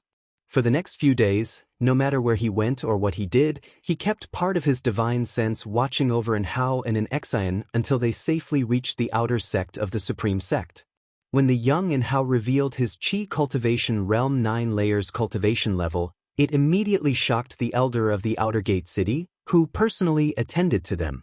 The reason he chose the nearby Outer Gate City was mainly because there were many great cultivators in the city, and an Hao wouldn't be easily plotted against or possessed. As the new year arrived, during the Spring Festival, Mystic Valley, Guwen, Yilan, Zhenqin, Wuxin, Xiaochuan, Tang Yu, and others sat around a long table celebrating. Other servant disciples sat at another table, clinking glasses together. Have you heard? Recently, the outer sect recruited a disciple with heavenly spirit root. Even the elders of the sect's main city were alerted. His name isn't Hao, and he's only 14 years old, almost at foundation establishment. It's unbelievable. Compared to him, I feel like my cultivation has turned me into a pig. Zhen Qin marveled while holding a wine bowl. Heavenly spirit root. Everyone was intrigued, and Wuxin couldn't help but ask, is that true? The Taizong dynasty hasn't had a heavenly spirit root for hundreds of years. It's true. Our law enforcement hall even guarded him for a few days until the sect leader took him away. Yi Lan nodded, much calmer than Zhen Qin. Everyone continued discussing the heavenly spirit root, with Wuxin sharing many legends, making Yi Lan frown. How does this kid know so much? Is there something suspicious about him? Yi Lan thought silently as she looked at Wuxin. Although she had known him for years, people could change. No, she had to check Wuxian's entry records. Listening to everyone talk about and how, Guan couldn't help but smile. From now on, there would be another interesting aspect to his farming life, watching how high and how could grow. After a long discussion, the topic shifted to the immortal cultivation world. It was said that a demon disaster was occurring in Changluo, Sangzhou, with a demon attempting to assassinate the emperor. The emperor narrowly survived, resulting in anger and a pursuit of those responsible, with entire families being executed. Guan knew that Li Xiandao hid the 9 layers of divinity transformation realm, so he wasn't worried, listening with great interest. The New Year's celebration, bidding farewell to the old and welcoming the new, lasted until dawn. When the sun first rose, Yi Lan and Zhen Qin left. Guan did not immediately leave Mystic Valley but quietly entered the 8 scenic caves to bring delicacies to Sky Dragon. Under the green vine tree, seeing Guan arrive, Sky Dragon was very happy, swimming quickly around him. Now it was nearly 2 zhang long, with dragon horns fully grown, looking like a real dragon, its black dragon scales gleaming with cold light. Master, when can you take me outside? Sky Dragon rubbed Guan's face, asking pitifully. Guan stroked its head, smiling, didn't I tell you? When you grow up completely. Outside, many people are eyeing your flesh, just like you look at mutton. How big counts as grown up? I feel I'm very strong now, even stronger than you, Master. Sky Dragon said aggrievedly. Although Guan had practiced swordsmanship under the tree, he had never shown his true strength, so even Sky Dragon didn't know his real abilities. Hearing its words, Guan thought he couldn't continue like this. He'll think of a way. Guan pondered. He decided to find Jiang Qiong to see if she understood transformation skills, to turn Sky Dragon into a snake so that it could follow him outside. Upon hearing this, Sky Dragon immediately became happy, even cheering, making Guan laugh. After staying in the 8 scenic caves for an ancient hour, Guan left, leaving quickly because he sensed a familiar presence approaching Mystic Valley. Guan returned to his loft, pretending to read a book. After a while, a figure leapt in through the window, and before landing, the voice rang out, "Junior brother Gu, guess what treasure I brought back for you?"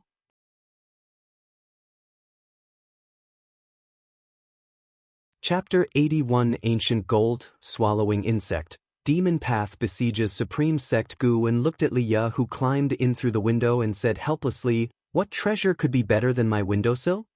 Liya, dressed in green, walked to the table, took a bag from his waist, placed it on the table, and said with a smug smile, "This treasure you will definitely like." Guan probed with his divine sense, frowned, and asked, "Why are they just bugs?" "These are ancient gold-swallowing insects. Their jaws can bite through any gold, iron, ore in the world. If fed with golden attribute spirit energy, they can grow even stronger. There are 16 in total here, one of them is a queen. They are quite good for guarding the house and can also help you dig the ground," Liya said with a smile. Upon hearing this, Guan became interested and asked curiously, "How do you make them recognize their master?" "There is a special recognition ritual. You have to drip your blood essence onto the queen insect to establish a soul connection," Liya said, following by handing Guwen a thin secret book from his storage bag. Guwen took it but did not open it immediately. Instead, he asked, "How did the 100 Clan assembly go?" Leah pulled over a chair from the side, sat opposite Guwen, and sighed. It wasn't smooth, but it was enlightening. The world is truly full of experts and talents. My talent was nothing at the assembly of the 9 dynasties and 100 clans. I barely made it into the top 100, and Zhou Tongyu only made it into the top 10. Seeing how optimistic he seemed, Guwen felt slightly less worried. Leah began to recount what he had seen and heard at the 100 Clan assembly, and Guwen listened attentively. Halfway through, Guwen even got up to pour some wine, listening while drinking. Leah kept talking until dusk and still had more to say. Guwen lamented, "So it seems only our family's third miss can pose a threat to LV Xian? Her Qilin step is indeed formidable. She was the only one able to wound LV Xian. Unfortunately, she encountered a heavenly tribulation after taking 9 steps, temporarily halting the combat. She hasn't been seen since." Leah nodded. "Heavenly tribulation? What does that mean? Is the Qilin step that powerful?" Guwen was surprised. He had taken countless steps over the past 2 years and hadn't encountered any heavenly tribulations. Leah shook his head. "How would I know? Maybe she has some hidden secret within her body." Innate Daoist talisman. Guwen sighed in his heart. Is she cheating? Compared to Ji Xiaoyu, LV Xian's strength was what shocked me the most. "He is my next target and I will challenge him and win next time," Leah said with fighting spirit. Guwen asked, "Didn't you just say he broke all your limbs? Don't you hate him?" Leah shook his head. "It was a normal sparring match, nothing to hate. Besides, I refused to admit defeat at the time. I heard from a senior that he's also a pitiful person. He has other remnant souls within him that want to seize his body. That's why he sometimes acts friendly, sometimes violent." Other remnant souls? Guwen breathed a sigh of relief. If that's the case, then he was reassured. He had been worried that LV Xian was an immortal reincarnated. Now it seemed that wasn't the case. "What do you mean by other remnant souls?" Guwen asked in confusion. "Not sure. It might be related to some treasure or maybe he was possessed. Anyway, he will be tormented until he clears those souls. No wonder he was never mentioned in the Supreme Sect before. Perhaps the LV family kept him protected. By the way, his father was the previous sect leader, LV Baitin. LV Baitin went into deviation while cultivating, and his son is tormented by residual souls. Is it just a coincidence?" Leah frowned as he spoke, then sighed and said, "If LV Xian were not affected by the residual souls, he might have already formed his nascent soul. His power would be unimaginable." Guwen laughed, amused that he was starting to sympathize with LV Xian. "By the way, who was that senior you mentioned? He sounds amazing," Guwen asked, feigning curiosity. "An unnamed senior. Sorry, I can't reveal more," Leah replied. "Heh, must be the old master inside you." Guwen could sense the growing presence of a soul within Leah. He suddenly thought of something. Before reaching the unification realm, he could sense the soul within Leah. Those great cultivators in the void-crossing realm should be able to detect it too. Judging by Li Ya's words, it seemed no one had discovered this. Was it because Gu An's cultivation technique was too strong, or was there another reason? Even though it was getting late, Leah showed no sign of leaving. He kept chatting with Guwen, describing the landscapes he saw during his travels. They talked until the next morning when Leah finally left. After he left, Guwen picked up the secret book left by Leah and began studying how to make the ancient gold-swallowing insects recognize him as their master. Under a clear sky, in the third medicine valley, Guwen stood in front of Elder Tian, raising his right hand. On the back of his hand was a golden insect resembling a beetle but with larger mandibles. Ancient gold-swallowing insect, this creature is very rare, hard to find even within the Taizong dynasty, Elder Tian praised. "This was a gift from my senior brother, Leah. He placed in the top 100 at the 100 Clan assembly and brought this insect back for me. It can help patrol the Medicine Valley in the future," Guwen said with a smile. He had mentioned Leah to Elder Tian several times. If Elder Tian ever regained his position as sect leader, hopefully he would remember Li Ya and cultivate him with care. Elder Tian nodded. It seems this Li Ya is indeed talented and devoted. A single ancient gold-swallowing insect is invaluable, let alone 16. Guwen opened the insect bag at his waist, and the ancient gold-swallowing insects flew out. One of them, twice the size of the others, landed on his shoulder while the rest hovered around him. Passing by, Xiaochuan couldn't help but come over and Guwen began showing off the insects. By the evening, all the servant disciples in the Third Medicine Valley had witnessed the ancient gold-swallowing insects. Guwen wasn't just showing off, he wanted to prevent the servants from attacking the patrolling insects in the future. Seasons passed, and 3 years went by quickly. Guwen crossed the 50-year mark. These 3 years had been peaceful and fulfilling. His lifespan had exceeded 300,000 years and continued to increase annually.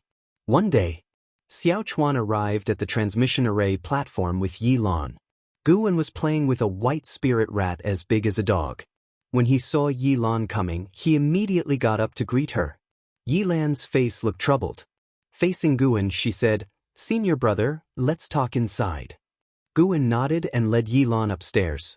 Xiaochuan went towards the white spirit rat, but it turned and ran away. Angry, Xiaochuan picked up a stone to throw at it but missed. Meanwhile, Guwen closed the door after entering the room. He had just turned around when Yi Lan spoke. "Senior brother, Wuxin is a spy from the Thousand Autumn Pavilion." Upon hearing this, Gu An's expression changed slightly. He frowned and asked, "Nonsense, what evidence do you have?" Yi Lan took out several sheets of paper and said, "These are all records left by the Demon Extermination Hall of the Disciples. The person who brought Wuxin into the sect was not a demonic spy, but his subsequent connections were all demonic spies. Besides, the Thousand Autumn Pavilion has been searching for the son of a pavilion master, who happens to be a monk with indelible scars on his head." Guwen took the papers and examined them closely. The papers outlined the interactions of the spies, including visits Wuxin had made to the Outer Gate City to see them. Careless. Why didn't he act more prudently? Guwen silently cursed but didn't panic, as Yi Lan was the one who discovered this. After reading, Guwen looked up at Yi Lan and asked, "How many people know about this?" "Just me for now. The law enforcement hall usually doesn't investigate servant disciples. We discovered that there's a valley master in the Outer Sect's Medicine Valley working for the Thousand Autumn Pavilion, but we haven't identified who it is yet. We wanted to investigate further, but someone above us ordered us to stop," Yi Lan said angrily. "Who ordered you to stop?" "Outer Sect Great Elder, Jiang Qiong, but her people said it was an order from the Inner Sect." Guwen suddenly thought that Jiang Qiong being the Outer Sect Great Elder might actually be beneficial, as she could shield him. Although Guwen had never worked for the Thousand Autumn Pavilion, the green vine tree made it impossible to wash his hands clean, and he didn't want his peaceful farming life disturbed. Guwen stepped forward, grabbing Yi Lan's shoulders, and took a deep breath, saying, "Junior sister, this matter must be suppressed. Even if Wuxin is from the demonic path, after so many years together, I believe he is not a bad person." Blushing, Yi Lan lowered her eyes and said, "Senior brother, are you also from the Thousand Autumn Pavilion? If you are, I'm willing to go with you." "How could that be? I was born as a person of the Supreme Sect, and I will die as a ghost of the Supreme Sect. I don't care, wherever you go, take me with you." "Can you suppress this matter then?" "Yes, the other evidence has been destroyed, only what's in your hand remains." Guwen released her and threw the papers into his storage bag. "Better keep it just in case." Yi Lan then said, "This is actually a minor issue. I know you will protect him. I came to tell you something bigger. The demonic path is preparing to attack the Supreme Sect, and this time, it's real. Someone in the Hall of Elders in the main city has betrayed the Supreme Sect. This information came from a law enforcement hall spy within the Wanin sect and has been reported upwards. The 4 inner sect cities are preparing for war. There are many cultivators from other sects and dynasties in the outer sect.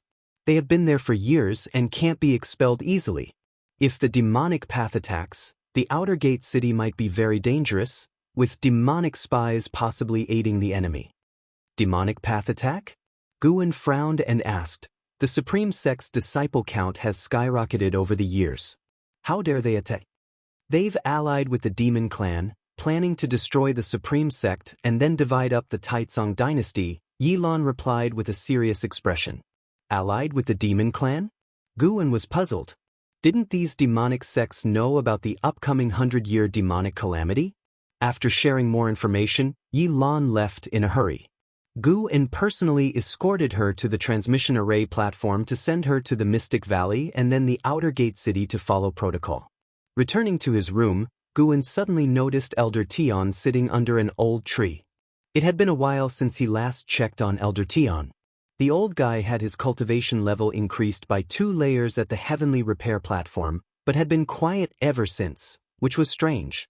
As he thought about this, Guwen cast a lifespan detection spell.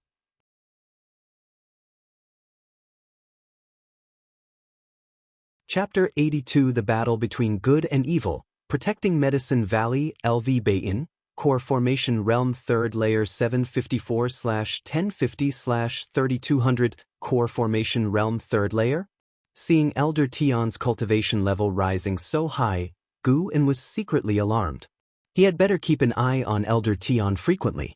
What if one day he surpassed him and he didn't even know? Guwen realized that the higher the realm, the more cultivators practiced the energy-concealing sorcery. It was very difficult to judge an opponent's cultivation level based solely on sensory perception. In other words, the immortal cultivation world was all about who could conceal themselves better. Fortunately, he concealed himself deeply enough. He was confident he could continue to do so. Elder Tian seemed to sense Guwen's gaze. He opened his eyes and looked at him. Guwen gave a slight nod, then returned to his room. The demon path was about to attack, but he did not panic at all. He went about his usual business. The Supreme Sect was not a soft target, especially with Elder Tian, this hidden sect leader, secretly gaining power. What Guwen needed to do was protect his Medicine Valley. At the end of summer, the weather was cool. Guwen walked within the Outer Gate City and found that the number of disciples from the law enforcement hall in the city had increased significantly. There were also many divinity transformation realm auras on the city walls in all directions. The whole city exuded a tense and murderous atmosphere. The demon path was really coming. As usual, he first went to the Heavenly Repair platform to take a look. The underworld demon emperor and the ghost mother of Ephemera were still there. The two seemed like ascetics, sitting alone in meditation, with no other hidden demons around. Guwen always felt that the underworld demon emperor might be related to the demon path, but he was reluctant to report it for fear of being dragged into the whirlpool. His goal was longevity. Would the Supreme Sect still exist after 10,000 years? He was never someone with great noble aspirations. He was just an ordinary person. After scanning the surroundings, Guwen did not see any powerful unfamiliar faces. It seemed that the Supreme Sect had recently been strict in controlling outsiders, only permitting them to leave while barring them from entering. Afterward, Guwen visited Jiang Qiong. Jiang Qiong was not in her residence. Her servant asked him to wait in the hall. Standing in the main hall, Guwen observed the surroundings. He could feel the presence of very intricate restrictions here, which could not be seen with the naked eye. The Ziwei Array Chronicles Jiang Qiong gave him, he had often read, and he had built a considerable understanding of formations. So now he could see some of it. While observing, Guwen suddenly felt something, and his expression turned strange.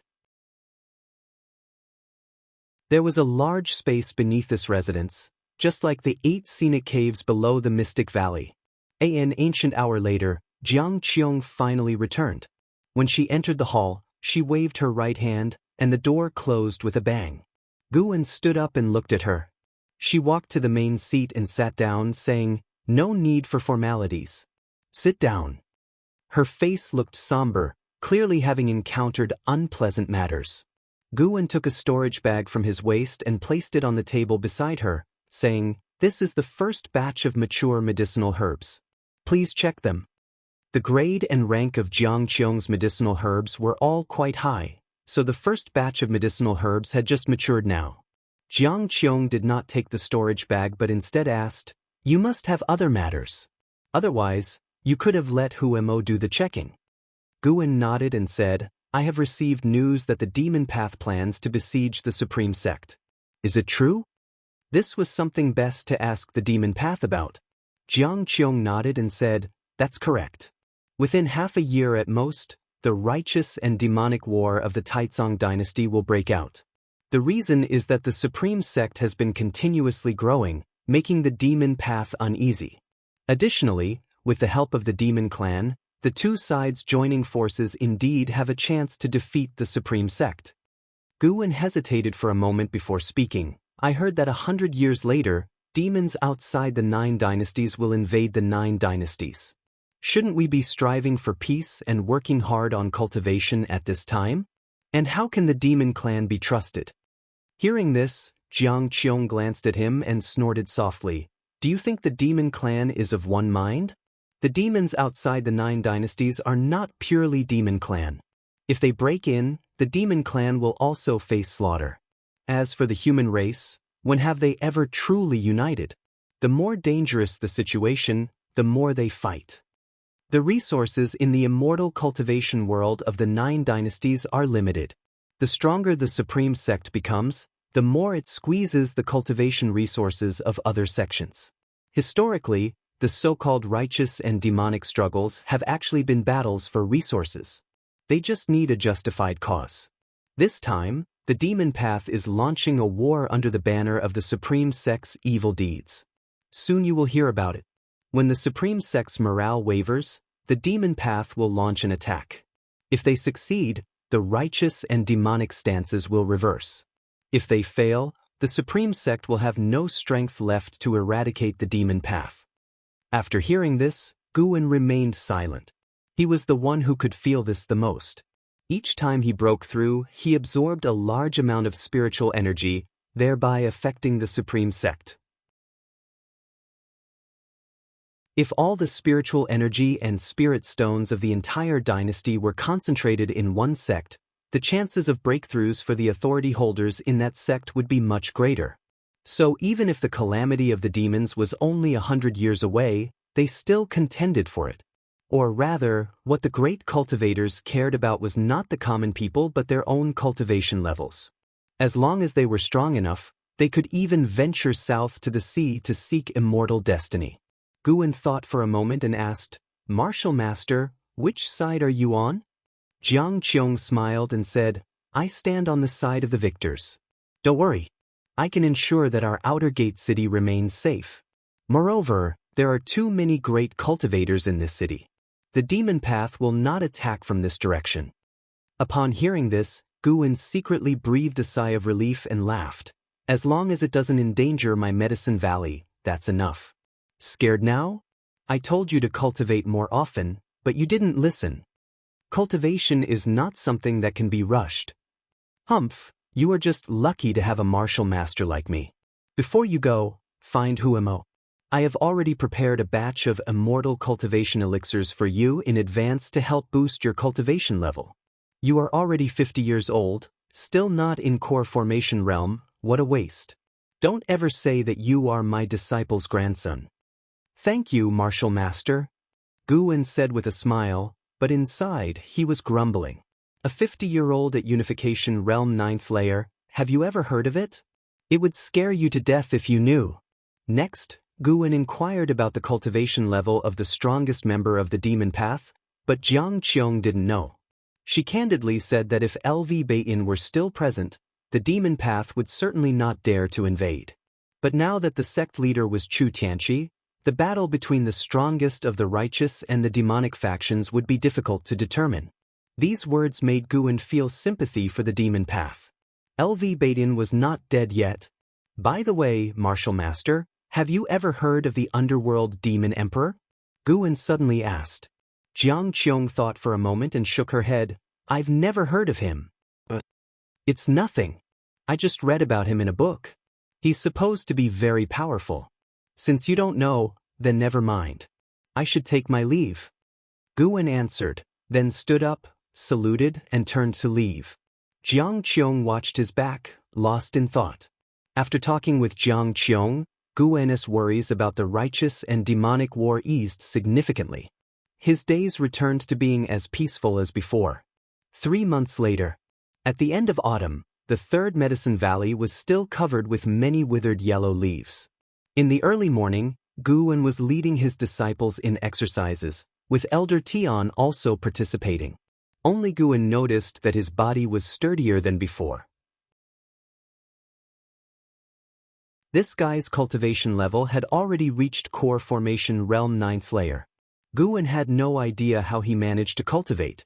Whenever Guwen was around, he never caused a spiritual energy disturbance. After the exercises, Guwen dismissed the disciples and headed towards the pavilion. 16 ancient gold-swallowing insects circled him, making him appear surrounded by golden stars. Just as he reached the bottom of the building, he stopped. He saw 2 figures swiftly approaching from the horizon. It was Vice Sect Leader Ji Hantian and Elder Guzong. Checking the medicinal herbs in the garden, Elder Tian glanced back and then turned away. After Guzong and Ji Hantian landed, they called Guwen upstairs to talk. Upon entering the room, Guzong, as usual, laid down a restriction. Bang! Ji Hantian suddenly slammed the table, causing Guwen's heart to race. Damn it! Every time they came, they had to slam the table? Guwen really wanted to use the great yin-yang transformation, transform into a demon cultivator, and beat Ji Hantian violently. The furniture in this room was made of the finest wood. If it got damaged, he would feel a pang of heartache. Chu Tianqi has gone too far. I didn't expect the entire Chu family to be rotten to the core. Pan En, you must write a book about this and show it to the world. The Supreme Sect is the orthodox sect of the world and must be supervised by the world. Ji Hantian said furiously. Again? Guwen remained silent. He shouldn't have shown mercy back then. Guzong sat down and said impatiently, "What's the rush? It seems you are completely unaware of his actions. I think you just want to be the sect leader. This time, don't use Pan En as a tool. Pan En is the banner of the Supreme Sect's disciples. This banner cannot become a weapon in the sect's power struggle." Guwen looked at Guzong. At least he made sense. Ji Hantian sighed and said, "It's true, I want to be sect leader. I believe that if I become the sect leader, I can lead the Supreme Sect to greater heights. Look at the mess Chu Tianqi has made. His men are manufacturing demons of greed, and someone even plans to sacrifice an entire outer sect. I once thought he was the sword venerable Fudao and trusted him, but he is not. Now the demon path is aggressive. Anti-Chu Tianqi sentiments have spread within the sect, morale is shaken, and the Supreme Sect is in grave danger." Manufacturing demons of greed? Guwen was astonished. He had thought it was the Chu family's enemies creating the demons of greed per Chu Jingfeng's words. It seemed there were deeper secrets. Was it a clan feud or a self-directed act? Chu Tianqi is indeed disappointing. When he punished Chu Xian's descendants back then, I thought he was sacrificing kin for the greater good. Now it seems it was just self-preservation. However, taking down Chu Tianqi is not easy. Many in the Hall of Elders were promoted by him, and he has good relations with the Daoist sect. Guzong shook his head as he spoke. Hearing this, Guwen was confused. What were these two playing at? What was the point of discussing such matters with an outer disciple? They were probably putting on an act to stir his feelings, trying to make him outraged and willing to expose the dark side of the Supreme Sect.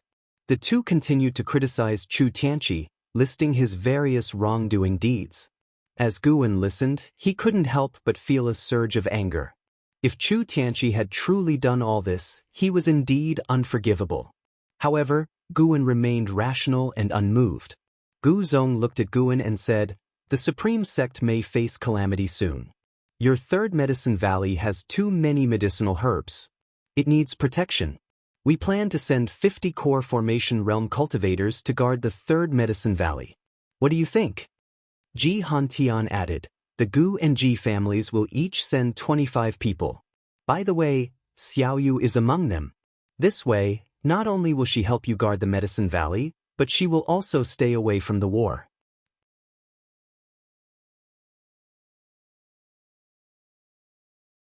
Chapter 83 Gathering Spirit Divine Finger, You Are Mine, 50 Core Formation Realm Cultivators? Gu-en naturally did not refuse. After all, he couldn't always guard the third Medicine Valley himself. He immediately bowed to thank the two from the ancient sect. An hour later, the two from the ancient sect departed, and Gu-en saw them off outside the building. After they left, Elder Tian walked over, curiously asked, Valley Master, what did they come to see you for? In the past, Elder Tian would not have asked. Now, not only was his cultivation level rising, but he also dared to inquire about the Valley Master's important matters. It seemed he was indeed making a comeback. Gu-en feigned hesitation and then divulged what he had learned. Chu Tianqi's crimes were exposed by the demon path and spread like wildfire through the supreme sect. The 5 great sects of the demon path prepared to join forces with the demon clan to besiege the supreme sect. Various incidents came out of his mouth, paired with his worried expression. It seemed as if the supreme sect was facing imminent disaster. Elder Tian comforted him, Valley Master, no need to worry. The supreme sect has stood on this land for thousands of years, enduring countless dynastic changes. Historical records show several instances of being besieged by the demon path, yet they have always survived the danger. Upon hearing his words, Gu-en indeed felt reassured. True, if the sky were to fall, there would be taller people to hold it up. I am just here to plant medicinal herbs well and provide alchemical materials for the sect. That is the only contribution I can make. Gu-en shook his head and laughed. Elder Tian nodded with a smile. He appreciated Gu-en's temperament. Still, since the demon path is coming, danger is inevitable. Valley Master, I have a set of finger techniques, sharp and cunning. If the enemy is careless, it may even allow you to kill opponents above your level. Let me teach you. Elder Tian continued. Gu-en had never learned any finger techniques before, so naturally, he was interested. He asked curiously, Elder Tian, why do I feel like your background is not simple, knowing and capable of so much? An old man who has lived long, naturally has some knowledge. Elder Tian laughed heartily, no longer had the timid demeanor of the past. Gu-en felt a sense of authority from him, fit for the head of a sect. Then, Gu-en followed Elder Tian into the nearby forest. According to Elder Tian, this technique should not be transmitted. He was making an exception to teach it to Gu-en. After entering the woods, Elder Tian began to explain the prowess of this finger technique. Gathering Spirit Divine Finger. This finger technique could gather spiritual power and spiritual energy onto the fingertip, storing power to be released. The longer the compression time, the greater the destructive power. In theory, it had no limit. After listening, Gu-en became even more interested in the gathering Spirit Divine Finger.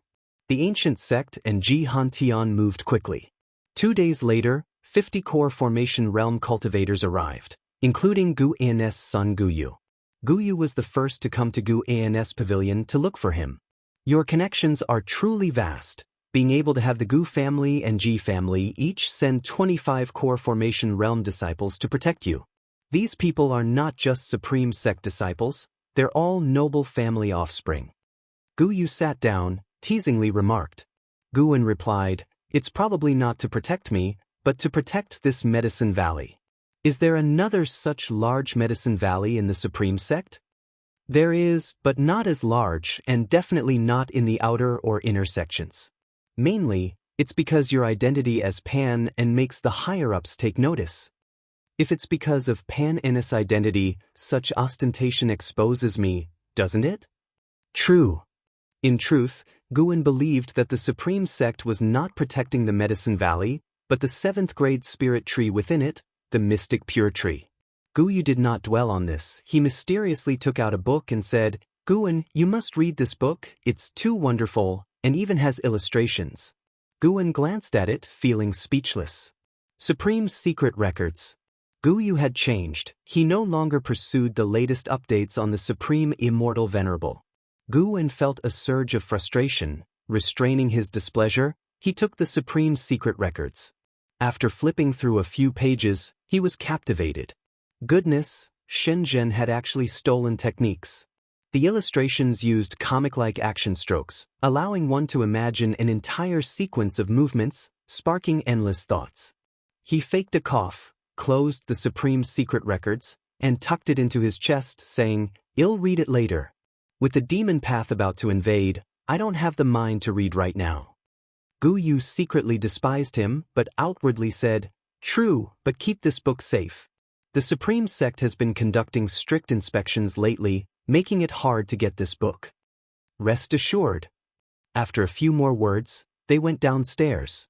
Gu Yu flew to his designated post, while Guan began patrolling the medicinal herbs along the way. The third medicine valley was vast, and now he could harvest almost every day, but he preferred to collect once a week. After all, even if the herbs matured, leaving them for a week wouldn't affect them much.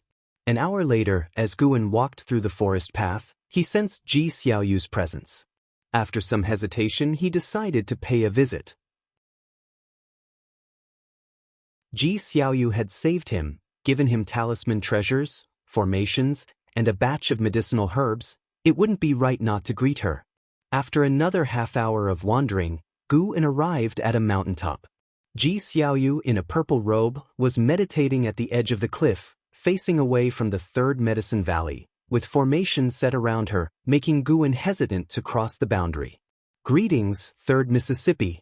Guan cupped his hands in salute. He directly cast a lifespan detection. Ji Xiaoyu, Core Formation Realm 5th Layer 50/1400/8900, Core Formation Realm 5th Layer. Truly quick. With her back to him, Ji Xiaoyu said, "No need to come visit me in the future, you are the valley master of this medicine valley, formalities are unnecessary. If Third Miss needs anything, you can always find me, or tell the disciples in the valley," Guan replied. Ji Xiaoyu responded. Guan suddenly didn't know what to say, so he prepared to take his leave. Ji Xiaoyu suddenly said, "Ji Han Tian is my great-grandfather. If he makes unreasonable demands on you, you can come to me. After all, you belong to me." Guan hurriedly replied, "The vice sect leader hasn't troubled me. I know him too well. Since childhood, he used me to build momentum. Knowing you are Panin, he certainly won't miss the chance to use you. In the Supreme Sect, you can use my name to refuse any request you find difficult to turn down." Ji Xiaoyu's words brought a smile to Guan's face.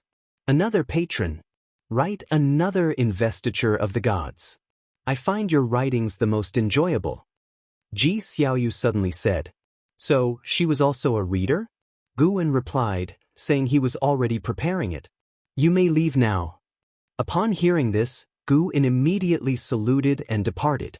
By evening, Guan arrived in Tianya Valley for the harvest day, expecting to collect 5,000 or 6,000 years of lifespan. Upon entering the valley, he felt a long-missed presence. Li Xiandao. Why was he here? Was there not a demon rebellion in Changluo, Songzhou? "Valley Master, His Majesty is here, quickly go meet him inside." Luo Hun called from halfway up the mountain. Guan nodded and then hurried toward the cluster of pavilions. Li Xiandao was staying in his pavilion, with LV Xian and Yi Luyun accompanying him. Upon seeing Guan enter, Li Xiandao smiled, motioned for LV Xian to be silent, and then smiled at Guan. "Guan, long time no see. How is your cultivation progressing?" After respectfully saluting, Guan replied, "It's progressing well. Thanks to your Majesty dividing so many herbal materials for me, I have now reached the third layer of the Foundation Establishment realm. The third layer is not enough, you must work harder. As long as you reach the 9th layer of the Foundation Establishment realm, I can help you form a core." "Thank you, Your Majesty. I will certainly work hard."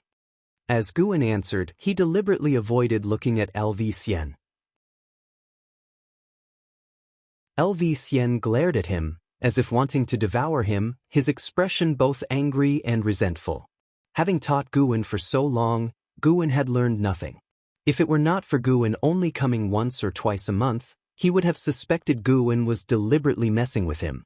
Li Xiandao gestured for Guan to sit at the table, and Guan did so without hesitation.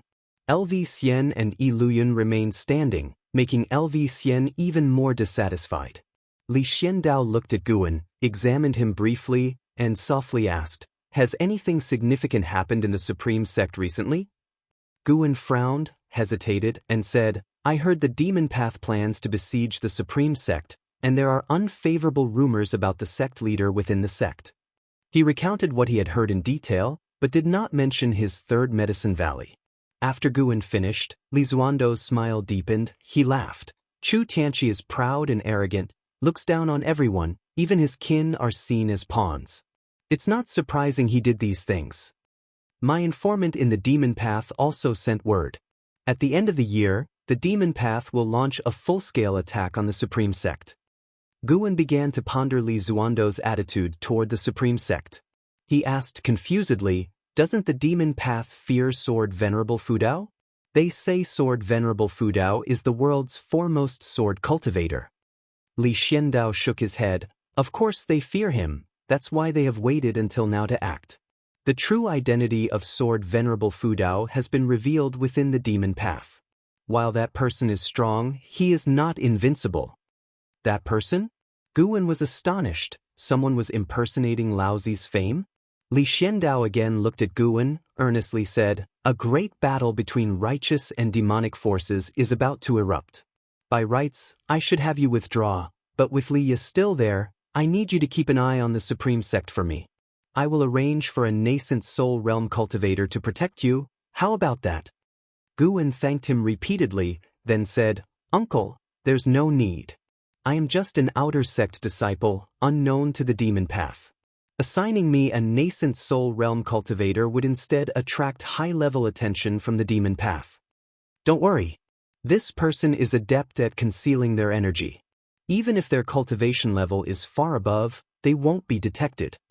Li Xiandao waved his hand dismissively. "Can't refuse?" Guwen looked at Li Xiandao, weighing his options. Li Xiandao continued, "You are my man, I naturally can't let anything happen to you.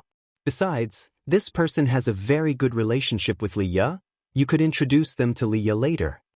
With it said to such an extent, Guwen certainly couldn't refuse. Half an hour later, Guwen took his leave and began to harvest the mature medicinal herbs. Li Xiandao, from within the pavilion, could see Guwen working diligently. He sighed, "This youngster is steady in his work, very much to my liking. You must take good care of him." LV Xian couldn't help but say, "Your Majesty, are you hinting at me? I just want to ask, who is more important to you among Li Yi and the Crown Prince?" Iluyun frowned but did not stop LV Xian. Li Xiandao chuckled, "They are both important. What are you worried about? Li Yi isn't staying in Changluo. He poses no threat to the Crown Prince unless what? Unless Li Yi masters the Emperor-level sword technique."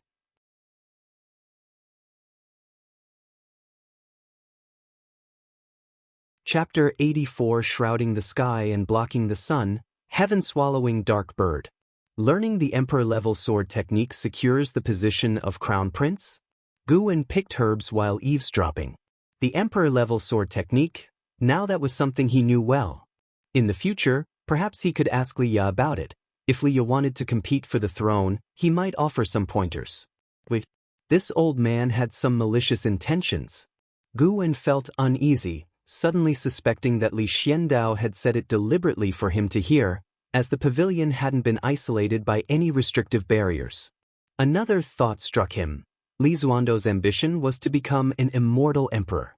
For an emperor, the greatest threat could be the Crown Prince. Even without pursuing immortal cultivation, a mortal emperor in his old age would be wary of the Crown Prince. Not many Crown Princes smoothly inherit the throne. Could it be that Li Xiandao wanted to use Li Yi to eliminate the Crown Prince? It's quite possible. Guwen stopped thinking about it, focusing on picking herbs and letting the father and son deal with each other. Because of Li Zuando's presence, Guwen didn't leave immediately after finishing collecting the herbs. He only left the next morning. When he was leaving, Li Xiandao hadn't left yet, saying he wanted to stay for a while longer. Guwen suspected that Li Xiandao wanted to watch the drama of the righteous and demonic conflict. After returning to Mystic Valley, Guwen instructed Wuxin and others, telling them that the Demon Path was about to invade and that they shouldn't wander around casually, making all the disciples, including Wuxin, very nervous. Guwen planned to stay overnight in Mystic Valley from now on. The third Medicine Valley had Elder Tion and 50 core formation realm cultivators, making it very safe. Mystic Valley was different, with only a group of servant disciples. Currently, Mystic Valley contributed less and less to his lifespan income, but the 8 scenic caves beneath Mystic Valley were different.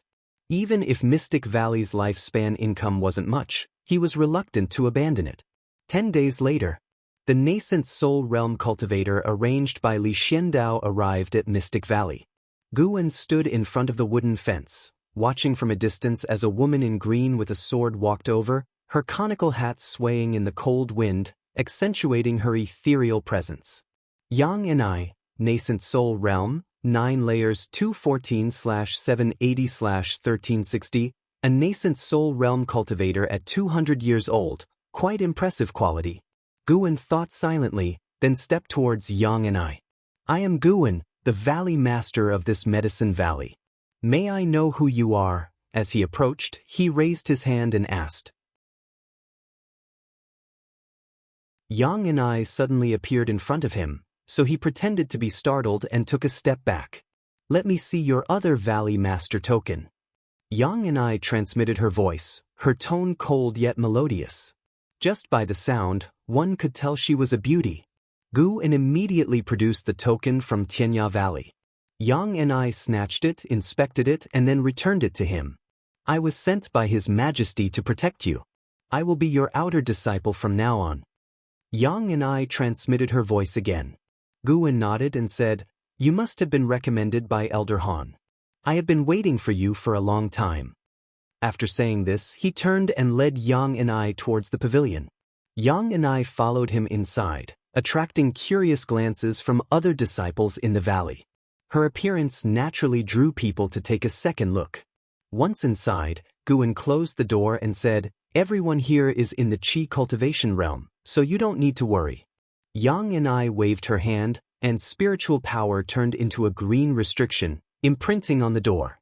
Very cautious. After doing this, Yang and I walked to the table, put down her treasure sword, and removed her conical hat, letting her waterfall-like white hair cascade down. She turned to look at Guwen, her face remarkably youthful, appearing just over 20. Her features were exquisite and delicate, but her eyes carried a coldness that gave her the aura of an ice queen. This coldness made it easy to overlook her beauty, making people afraid to look directly at her.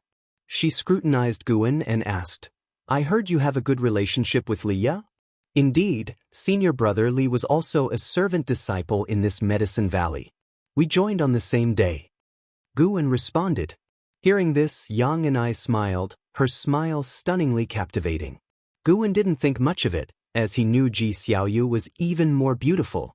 That stubborn child never got along with his siblings, yet he managed to build a friendship with a servant disciple like you. Yang and I said, admiringly, that statement. From her storage bag, Yang and I took out a blue jade bracelet, saying, This is a top-grade magic artifact that can store spiritual power. Consider it a gift for our first meeting. Store spiritual power? How rare. Guwen quickly waved his hand and said, I can't accept this. You are here to protect me, how could I dare to take your gift? Just take it. Liya's mother is my sister.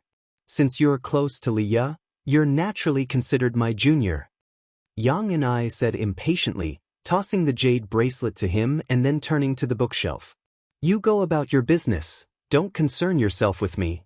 Guwen caught the jade bracelet, wanting to say this was his building and it wasn't convenient.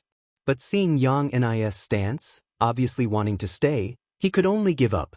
Ever since his encounter with Shenzhen, Guwen no longer left anything incriminating in the building, so he hesitated briefly before leaving without disturbing Yang and I. Yang and I's presence didn't disrupt the rhythm of life in Mystic Valley, as she rarely left her room and didn't interact with other disciples. When Guwen planned to go to the third Medicine Valley, she insisted on accompanying him, leaving him no choice but to take her along. Upon arriving at the third Medicine Valley, she was shocked, beginning to reassess Guwen. This servant disciple was no simple character. Guwen also wasn't afraid shed report to Li Xiandao, Perhaps Li Xiandao had long discovered the third medicine valley. It was hard to hide this matter. After all, he had a clear conscience. If Li Xiandao grew suspicious of him because of this, he didn't care. In his mind, he feared Li Xiandao far less than the Supreme Sect. Thus, Yang and I followed Guwen as he patrolled the Medicine Valley, watching him pick herbs and sow seeds. A month later, Yang and I developed some goodwill towards Guwen. Guwen was too honest and treated the servant disciples very kindly. Such a person posed no threat to anyone. She also understood why Li Ye could favor Guwen days passed one after another. Snowflakes flew, covering every part of Guwen's Medicine Valley. Li Xiandao had said that the demon path would invade the Supreme Sect at the end of the year, making Guwen worry about this every day. Perhaps any day now, the demon path would attack. On this day, Mystic Valley, Guwen and Wuxin led the disciples in shoveling snow, with Yang and I standing at a distance by the wooden fence, holding her sword. "Senior brother, what realm is that outer disciple in?" Wuxin whispered to Guwen, very curious. Yang and I's stance alone looked very strong. "What's it to you? She's my disciple, don't get any ideas," Guwen said in a bad mood. Wuxin chuckled, "Senior brother, you know me so well.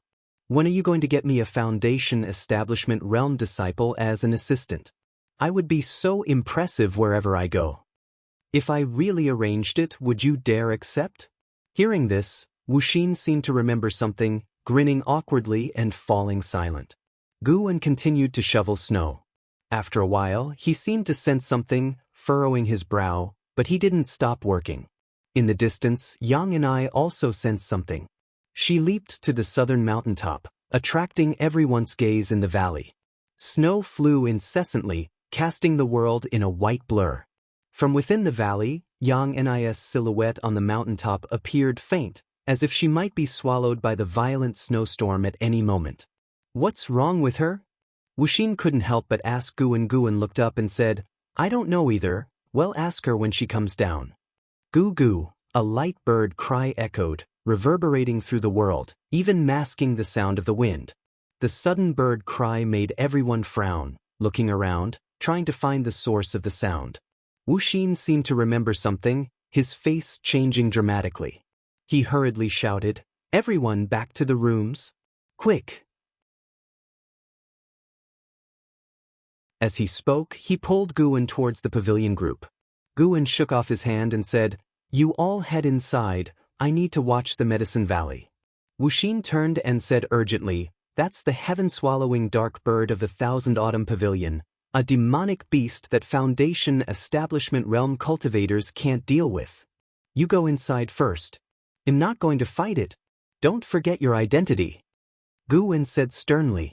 Hearing this, Wuxin could only grit his teeth and run inside. Soon, only Guwen remained in the valley, while the disciples all leaned out of their windows, watching the sky in extreme tension. Guwen already sensed the presence of the heaven-swallowing dark bird. Very strong, comparable to the void-crossing realm. Whoosh! A fierce wind came from the south, stirring up a snowstorm that swept through the Medicine Valley. Guwen, watching the swaying herbs, felt distressed but couldn't expose his cultivation level in front of Yang and I and the other disciples. He could only go to the section with the highest grade herbs and use his Foundation Establishment Realm spiritual power to protect them. At this moment, Yang and I suddenly appeared beside him, taking out a large flag and planting it in the ground. She raised her palm to infuse spiritual power into the flagpole. The flag fluttered, forming a light screen that enveloped them, blocking the wind and snow. Yang and I breathed a sigh of relief, turning to Guwen and scolding, "Are you crazy? What do these herbs have to do with you? Can't you sense the demonic chi?" Guwen replied, "I sensed it, but if I can sense it, the great cultivators from the Supreme Sect will definitely..." Boom! A terrifying pressure descended suddenly. Guwen looked up, as did Wuxin and the other disciples. Everyone's eyes widened.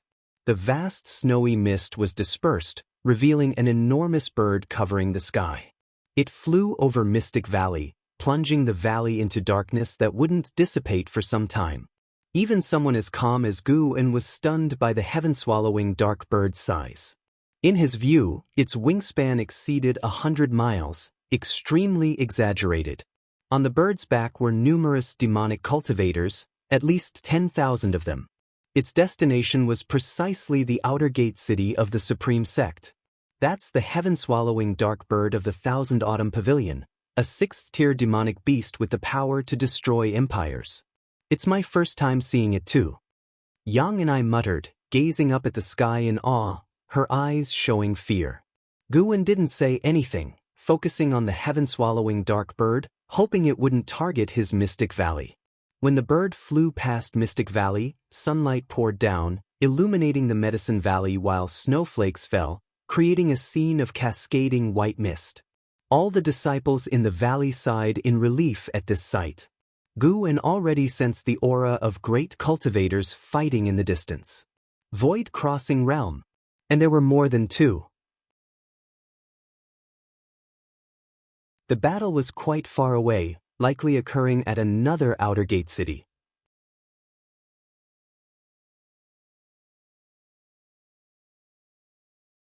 Chapter 85. The First Trial of the Divine Finger, Su Lian Demon Lord Outer Gate City. The city wall was lined with outer disciples, including Yi Lan and Zhen Qin. They frowned and looked into the distance. Not just them, all the disciples were looking in the same direction, as if facing a great enemy. Heavy snow covered the land and mountains. The wind howled, and amidst the swirling snow, the outlines of mountains could be seen faintly. Goo-goo. A mysterious bird cry rang out again, as if beings from the underworld were approaching, causing the hearts of the disciples on the wall to pound like war drums. Gradually, a shadow appeared in the snow-covered expanse, making all the disciples' faces change. What is that? Zhen Qin stammered, her voice low as if asking herself. Yi Lan's eyes were also wide open. She considered herself knowledgeable, yet she was stunned by the current sight.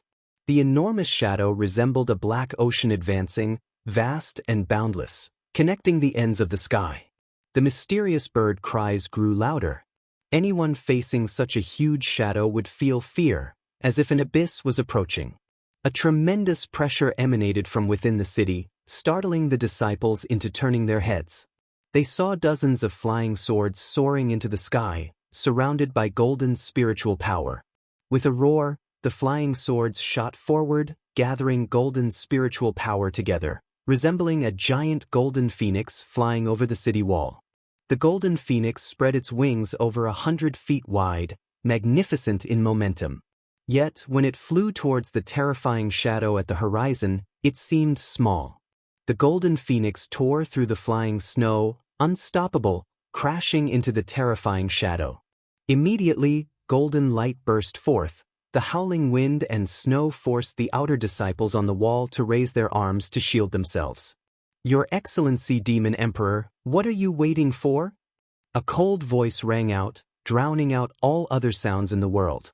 On the heavenly repair platform, the underworld Demon Emperor slowly rose. In the distance, a great cultivator at the 5th level of the Void Crossing realm stood up facing him, their eyes meeting. "I didn't expect you to be the legendary underworld Demon Emperor. You hid well." This Supreme Sect elder spoke coldly, raising his right hand, a jade ruler appearing in his grasp. Several other Supreme Sect cultivators stood up, each exuding an aura far surpassing the divinity transformation realm, causing the other cultivators on the platform to stand up and retreat. The ghost mother of ephemera retreated as well, looking no different from ordinary cultivators. Heh. The underworld Demon Emperor let out a chilling laugh. His calm face quickly contorted as waves of demonic chi surged from his robe, spreading in all directions. Rumble. The sound of thunder came from the sky, as rolling thunderclouds surged from all directions, pressing down on the flying snow, forming a thick white mist, creating an oppressive atmosphere. The underworld Demon Emperor raised his eyes, a mocking expression on his face. He suddenly squatted down, slapping the ground, causing the demonic chi covering the heavenly repair platform to churn violently. Evil ghosts crawled out of the demonic fog, letting out roars that shook the heavens and earth. The great battle between righteous and demon paths erupted. In Mystic Valley, Gu En was leading the disciples in inspecting the medicinal herbs. The wind howled, causing snow on the mountains to slide continuously, and the distant rumbling persisted.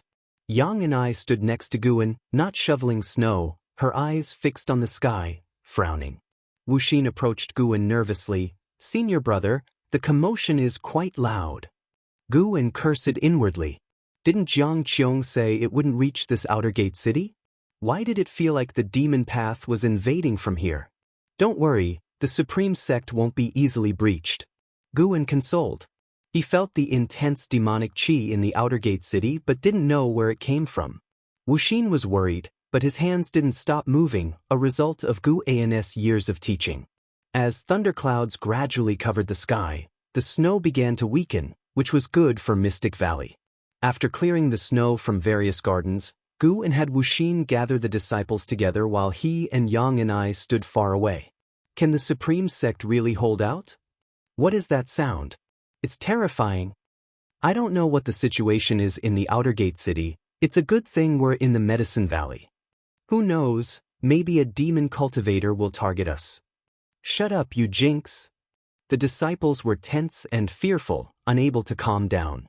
The pressure from the great cultivator's battle, the demonic qi, the demonic pressure, and various other conditions stimulated their senses. They had never experienced such feelings before. Gu En glanced at the disciples 100 feet away, then looked at Yang and I beside him, asking via voice transmission, "With your strength, how strong an enemy can you deal with?" "As long as it's not a divinity transformation realm, I can kill as many as come." Yang Ni's response was confident, but Gu En wasn't pleased. Because it was certain there would be divinity transformation realm enemies. At this moment, a figure flew in from the distance at high speed, landing quickly in the valley. Who else but Leah? "Senior brother Li," Wuxin called out in surprise. Leah was an inner sect disciple, a genuine core formation realm expert. His arrival was enough to excite Wuxin. As for Yang and I, Wuxin viewed her as merely a foundation establishment realm cultivator, surely not as strong as Leah. Leah ignored Wuxin, quickly approaching Gu En, his gaze assessing Yang and I with a slight frown. He then looked at Gu En, urgently saying, "Junior brother Gu, evacuate. It's too dangerous here. Now all the outer gate cities and inner gate cities are in a great battle. There's a traitor in the supreme sect, using a teleportation array to send enemies in." Li didn't recognize Yang and I. Gu En's face turned serious. "I can't abandon the Medicine Valley, and even if we escape, where can we go?" Honestly, Li Ya's arrival both moved and troubled him. Gu En wasn't actually panicked about the demon path invasion.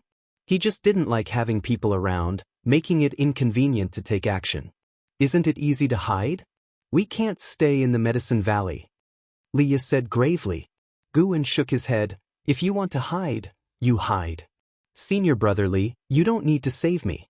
I can't abandon my disciples." Mystic Valley had more than 20 servant disciples, making it difficult to move together. It was a good excuse for him. Leah was about to speak when Yang and I suddenly said, "Someone's coming." Leah instinctively looked up, as did Gu En.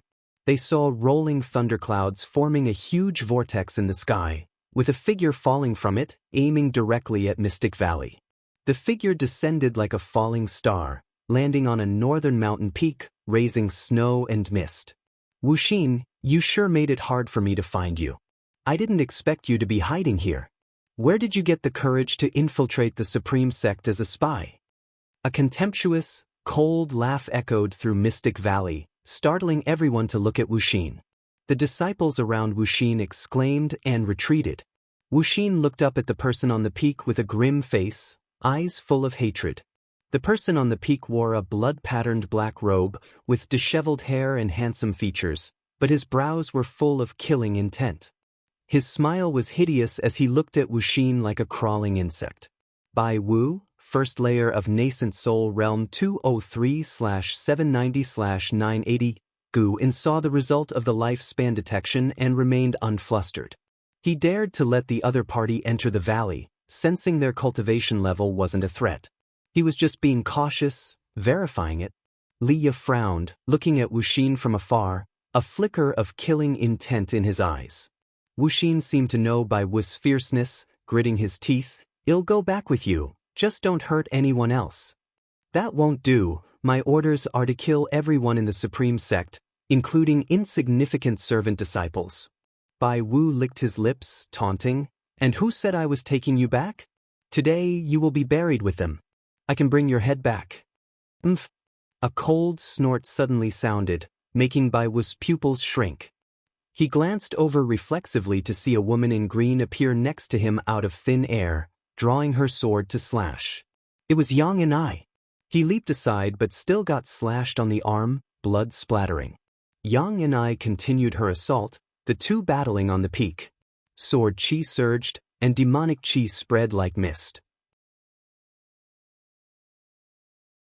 They quickly flew into the sky to fight. Liya couldn't help but look at Guwen, asking, "Who is she?" "Your mother's sister, Yang and I, don't you recognize her?" Guwen replied quietly. Liya's expression became bewildered, mumbling, "Why is it her?" Guwen noted his expression, feeling puzzled. What did that mean? Could it be they didn't get along? Guwen didn't ask and said, "I'll check the forest, there's a lot of medicinal herbs planted in there." Saying that, he ran towards the woods. Liya wanted to stop him, but Yang Nis battle captured his attention. "Damn it!" Liya cursed, leaping to support Yang and I.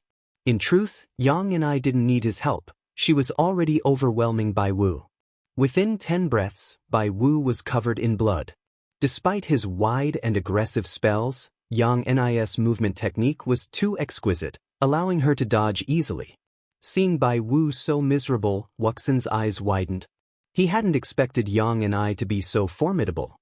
Where did senior brother find such a powerful great cultivator? On another side, Guwen reached the forest's edge, turning his back to Mystic Valley, looking at the distant mountains. He raised his right hand, thumb pressing on middle finger, aiming into the distance. He sensed a void-crossing realm presence hundreds of miles away, lingering suspiciously. Too close to his medicine valley, it must be killed. Just the right time to test Elder Tion's Gathering Spirit Divine Finger. He had mastered Gathering Spirit Divine Finger. Though not proficient, it should be enough to kill a void-crossing realm demon cultivator. Spiritual power compressed at his middle finger. He didn't gather surrounding spiritual energy, fearing it would alert Yang and I and the others. Hundreds of miles away, on a flat land between the mountains, a group of demon cultivators was assembling an array platform. A formidable demon cultivator stood nearby, watching quietly. He was named Su Lian, one of the demon lords of the Heavenly Extinction Sect, at the 4th level of Void-Crossing Realm, toying with a white flame in his right hand, his expression indifferent.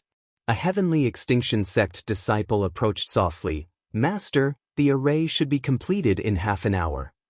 Su Lian Demon Lord replied indifferently, "Finish it immediately, prepare." Before he could finish, his face suddenly changed, instinctively looking aside.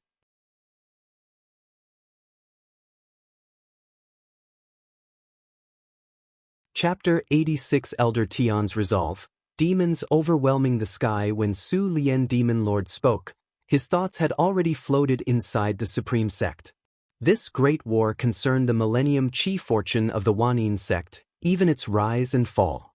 He could not wait to join the battle. However, before he could finish his sentence, he instinctively sensed the terrifying aura of danger and glanced sideways. Everything happened too quickly. Even he, a great cultivator with a void-crossing realm 4th layer cultivation level, had no time to react. In his eyes, a semi-transparent airflow was killing its way forward at an inconceivable speed, passing through the mountains and causing the heavens and the earth to appear distorted. His disciple standing in front of him was still looking at him, and all disciples who were building the array platform stopped. Everything fell into stillness. Only the aura of death approached rapidly. Boom! A mass of airflow tore through the sky and struck the plain between the mountains. Su Lian Demon Lord and a group of demon cultivators were directly pulverized into flying ash. A strong light burst forth, engulfing the surrounding mountains and devouring everything in its path. Above Mystic Valley, Yang and I, Liya, Bai Wu, and others who were fighting were startled, all pulling back and turning around to see. An impressive brilliance appeared on the horizon, and they felt a horrifying pressure coming, their faces changing dramatically.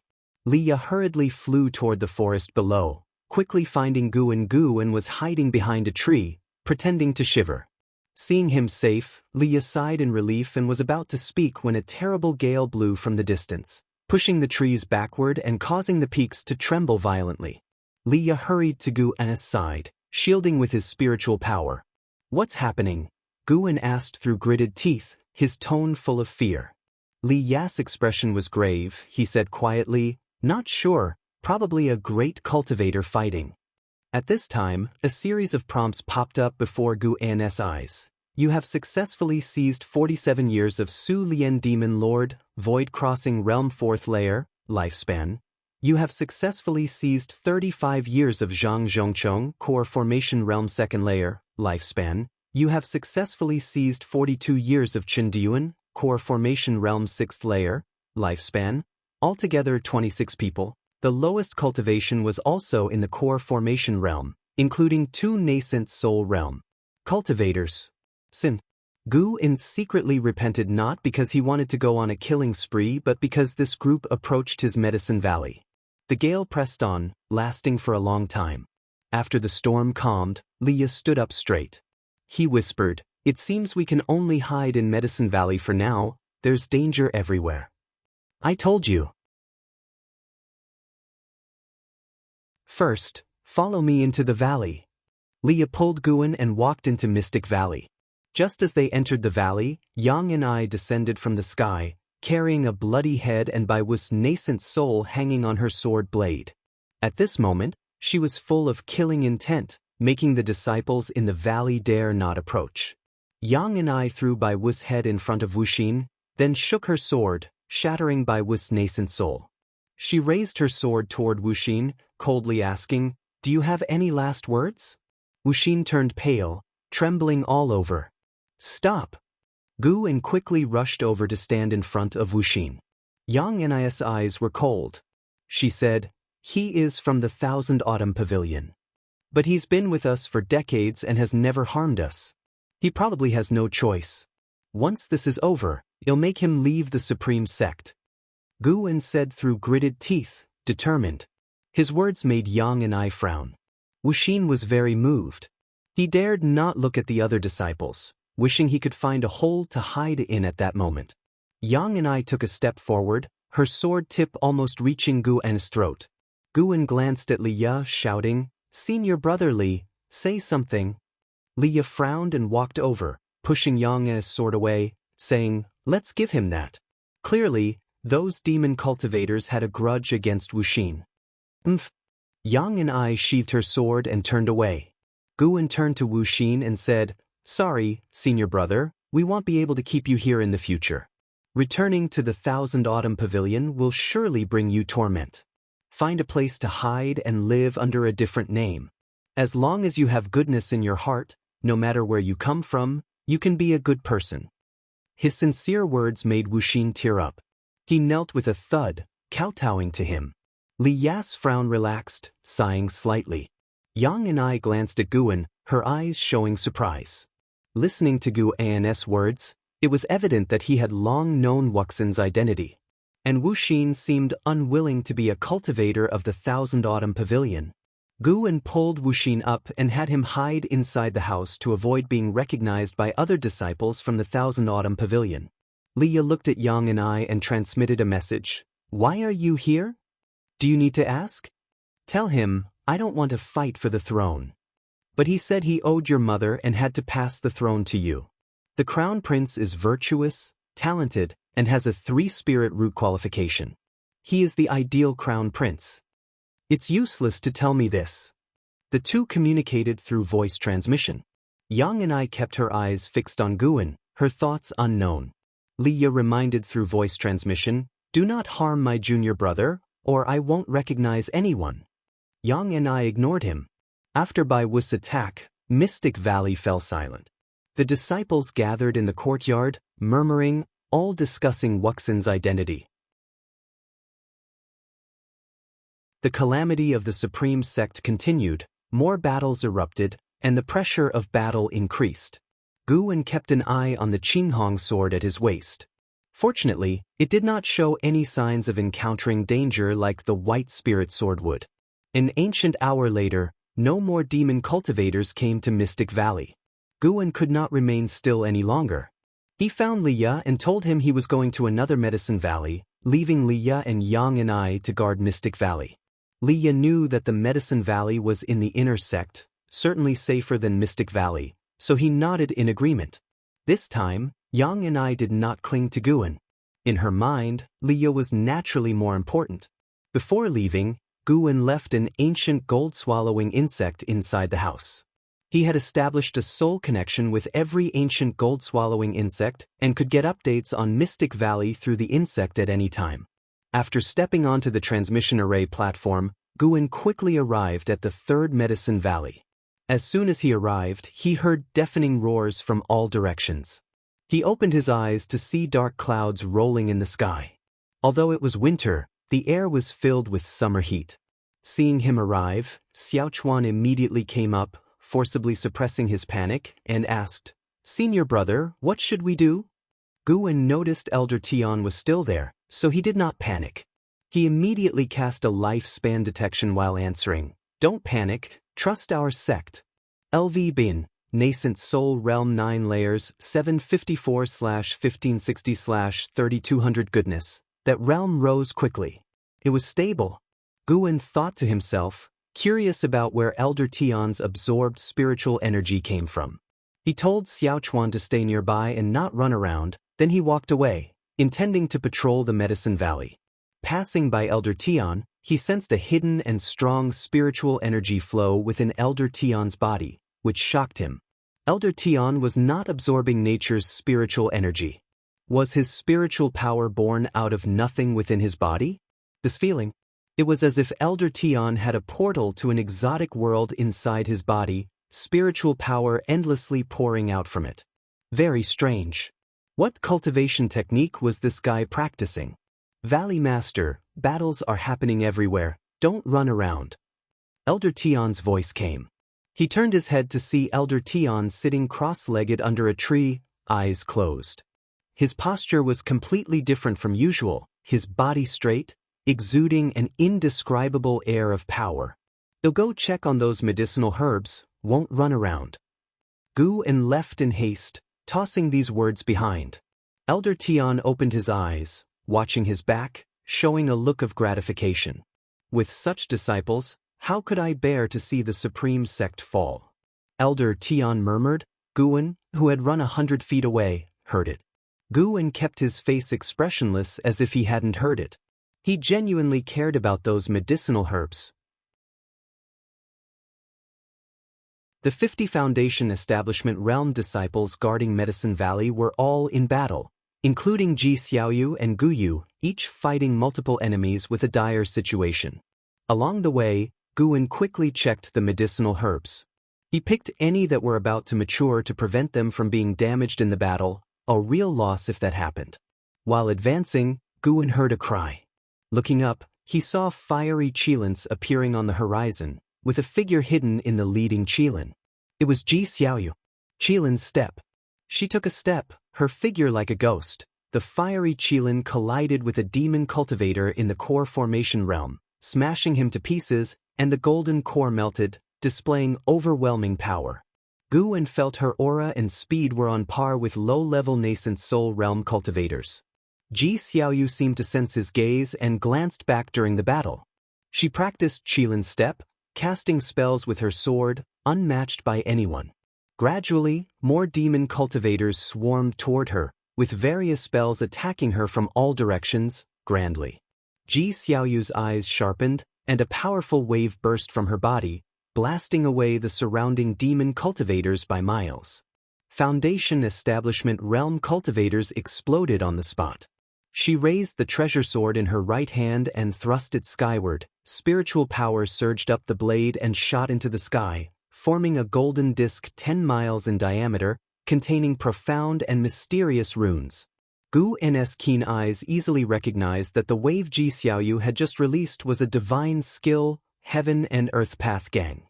Previously, Jiang Qiong had stolen the divine power collection containing Heaven and Earth Path Gang from the Ji family's birthday banquet, which Guan often contemplated.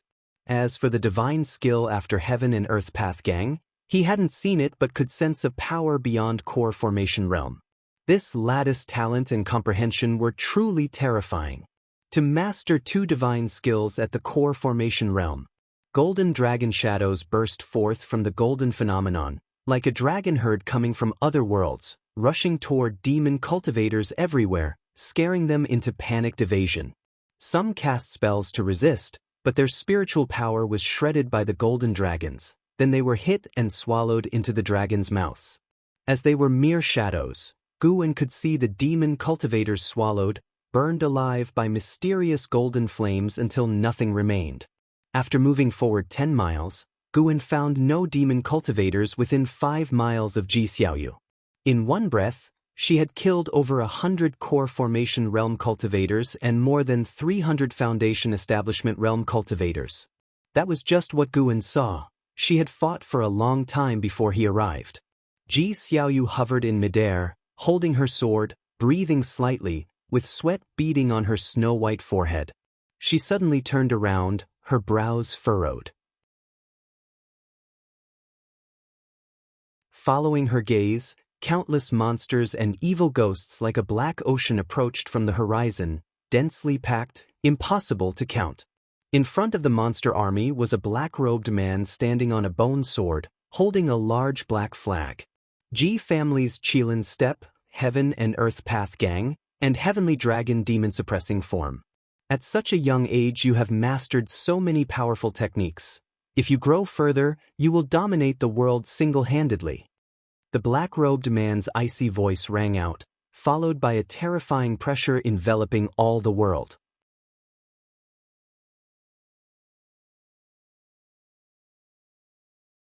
Chapter 87. Angry Guan. LV Bin descends. Guan, who was picking medicinal herbs, heard the words of the black-robed man and couldn't help but look up. With a clear view, he could see that person's face clearly, so he cast a lifespan detection on him. Let's see what cultivation level you have, boasting like that. Su Ju, Void Crossing Realm, 9th layer 982/2200/2300, Void Crossing Realm, 9th layer. Impressive. Guan looked from a distance. He had no intention of making a move. Perhaps there was a great cultivator from the Ji family watching over Ji Xiaoyu. Ji Xiaoyu looked at Su Ju, her eyes indifferent, showing no fear of his almost overwhelming aura.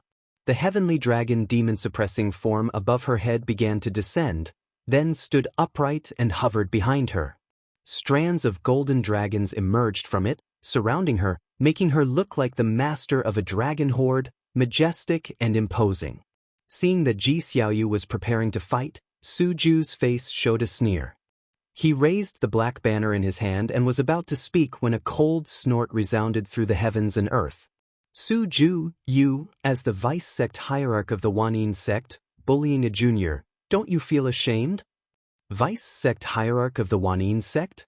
Guan remembered Lin Futian saying that Su Rui's father was already the vice-sect hierarch of the Wanyin sect. So it's him. As Guan thought about this, he continued moving forward. Su Ju raised an eyebrow and snorted, Ji Qin, I didn't expect you to come as well. It's time to settle our old scores. He leaped up and dived into the thunderclouds. Immediately, deafening roars came from the clouds, and the boundless thunderclouds began to churn violently, with occasional rays of light piercing through them and spilling down to the mortal world. A torrent of demons roared, rushing towards the third medicine valley like wild beasts off the leash. The aura of these demons and evil spirits was not weak. They ran swiftly in the air, exuding a palpable sense of oppression. Ji Xiaoyu raised her sword, and the golden dragons from the heavenly dragon demon-suppressing form immediately charged into the demon army, unstoppable. But the number of demons and evil spirits was simply too great. The golden dragons couldn't kill them all. After rampaging for over 10 miles, they dissipated as their spiritual power faded. Gu entered the forest to clear the snow accumulated in the garden area. Many medicinal herbs were crushed by the snow, causing him great distress. At the same time, his killing intent began to grow. Fight all you want, tear it all you want, just don't damage my medicinal herbs. Gu's heart was trembling. While he was worried about the medicinal herbs, Ji Xiaoyu had already fallen into the demon's encirclement. She no longer used sorcery, but fought with her twin swords, cutting down one demon or evil spirit with each strike, her momentum like a rainbow. Soon, other disciples at the core formation realm came to support her, but their numbers were still insignificant compared to the demon army. Gu gu, the cry of the heaven-swallowing dark bird suddenly sounded, drowning out all the roars of the demons and evil spirits. Gu felt annoyed. Why hasn't this creature been killed by the great cultivators of the supreme sect? Just then, Gu suddenly sensed something. He turned his head and saw, 30 miles away, a resentful cat demon that had been cut in half fell into a garden area, its body thrashing in pain, crushing patches of medicinal herbs. His eyes narrowed, and a streak of sword chi shot out from the ground, killing the resentful cat demon. Looking up, he saw more demons falling like rain into the third medicine valley. Gu's face instantly turned gloomy, and he moved his right foot to the side.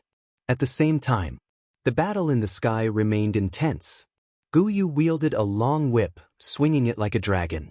He shouted, "Everyone, do you have backers? Call for help quickly. My father is blocking the demons in the cold poison valley." The disciples fighting were all from the Gu and Ji families, each with a background. Without his urging, some had already taken out secret treasures, summoning reinforcements. In an instant, various rays of light and dazzling spirit lights burst forth, traversing the battlefield.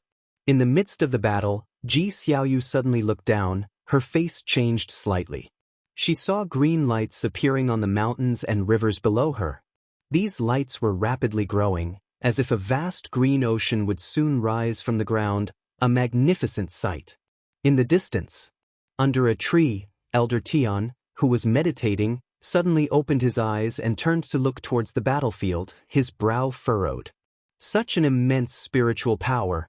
Is it from the Gu family or the Ji family? Elder Tian felt puzzled.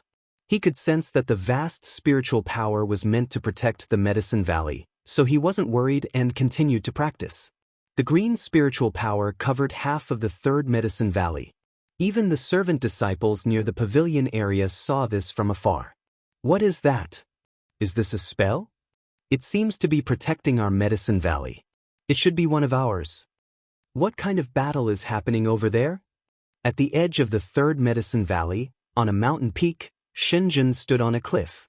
From her vantage point, she could overlook the vast sea of spiritual power. She immediately took out pen and paper and began to sketch. Suddenly, her pupils shrank sharply. The green spirit sea burst out countless streaks of green sword chi. An unimaginable number of green sword chi rose into the sky, an awe-inspiring sight. Swish, swish, swish. The sound of sword chi slicing through the air echoed through the heavens and the earth. The disciples of the Gu and Ji families were all shocked and dodged, but they soon realized that the sword chi was aimed at the demons. One by one, the demons and evil spirits were exterminated, the sky blooming with blood-colored fireworks, tragically beautiful. Ji Xiaoyu stopped, staring at the green sword chi around her, secretly astonished. What kind of sorcery is this? The spiritual power contained in these sword chi was beyond her reach. She felt that even her great-grandfather was not its match. The green sword chi did more than just rise into the air. It could also hunt down demons. In less than 10 breaths, the world fell silent. Countless streaks of green sword chi hovered in the air. Blood mist filled the sky but could not obscure their presence. The sword chi dissipated, and there were no more traces of demons or evil spirits. All the fighting disciples were stunned, staring blankly around. In the forest, Gu exhaled softly. This wave of exertion took a toll, not just in casting the spell but also in controlling the sword chi to avoid harming the Supreme Sect disciples. Looking at the prompts that kept popping up, his face darkened. You successfully gained 2 years of life from the resentful cat demon, Tier 3. You successfully gained 1 year of life from the flying winged snake, Tier 2. You successfully gained 1 year of life from the greedy dog, Tier 2. All were 1 year or 2 years of life, and the proportion of 2 years of life was minimal. No sign of those evil spirits' life spans. What's going on? Guwen frowned deeply. He thought of the black banner in Suju's hand. Could it be that these demons weren't normal living beings? Thinking carefully, it made sense. This was the inner sect. How could the demon path bring so many demons and ghosts in? It could only be a powerful demon cultivator entering and summoning them with some form of sorcery. Even so, Guwen's lifespan still began to grow rapidly, given the sheer number of demons present. At that moment, Guwen suddenly felt an urge to slaughter all around him. This method is a quick way to gain lifespan. But he restrained this impulse. Excessive slaughter could bring disaster. He should stick to his previous path to power, with no enemies, and grow stronger discreetly. Because he still wasn't sure how far the highest realm in this mortal world was from him. Before becoming invincible, it was best to be cautious. From another perspective, if he saw an ant on the ground rapidly growing by devouring other insects, he would certainly kill it. Just as the ant couldn't see him in the sky, he couldn't see those in higher realms, like the immortals. As long as the mystic yellow dragon energy skill could still be upgraded, it meant there were people who could see through its concealment sorcery. Stay steady, don't get reckless. Guwen relied only on growing flowers and medicinal herbs. It might not be the fastest way to grow, but it was the safest. As the years passed, he could develop into the strongest without enemies. He stopped thinking about it and continued inspecting the medicinal herbs in the forest, clearing away the accumulated snow. When all the prompts settled, he had gained over 50,000 years of life. He had observed that the demon army had at least 200,000 members. This meant most of those demons weren't living spirits. The means of the demon path were truly sinister. As the demon army was completely annihilated, the crisis in the Third Medicine Valley was temporarily resolved, but the battle between Suju and Jichen continued above the clouds, the two evenly matched. Above the clouds, Suju held the black banner, surrounded by vast demonic chi, the dazzling golden light shining on his face. Following his gaze, there floated a heavenly dragon demon-suppressing form, more magnificent than Ji Xiaoyu's form, with golden dragons emerging as if they were true dragons. In front of the heavenly dragon demon-suppressing form stood a man in a large robe, his back to the golden light, making it hard to see his true face.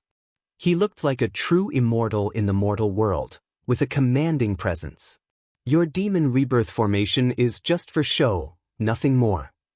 Jichen spoke coldly, raising his hand.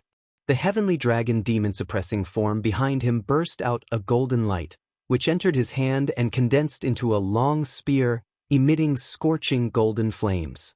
Suju snorted coldly, suddenly turned, and transformed into a mass of demonic chi, swiftly flying towards the horizon. Jichen immediately pursued, preceded by the golden dragons, looking like a golden dragon horde towing the sun, its light illuminating the heavens and earth, radiating divine might. After Jichen and Suju left, the Third Medicine Valley finally regained its calm, and Guwen continued his work. An ancient hour later, Guwen reached a small river and moved all the nearby snow into it to melt. Suddenly, a figure appeared beside him. He pretended to be startled, stumbling back 2 steps. "It's you?"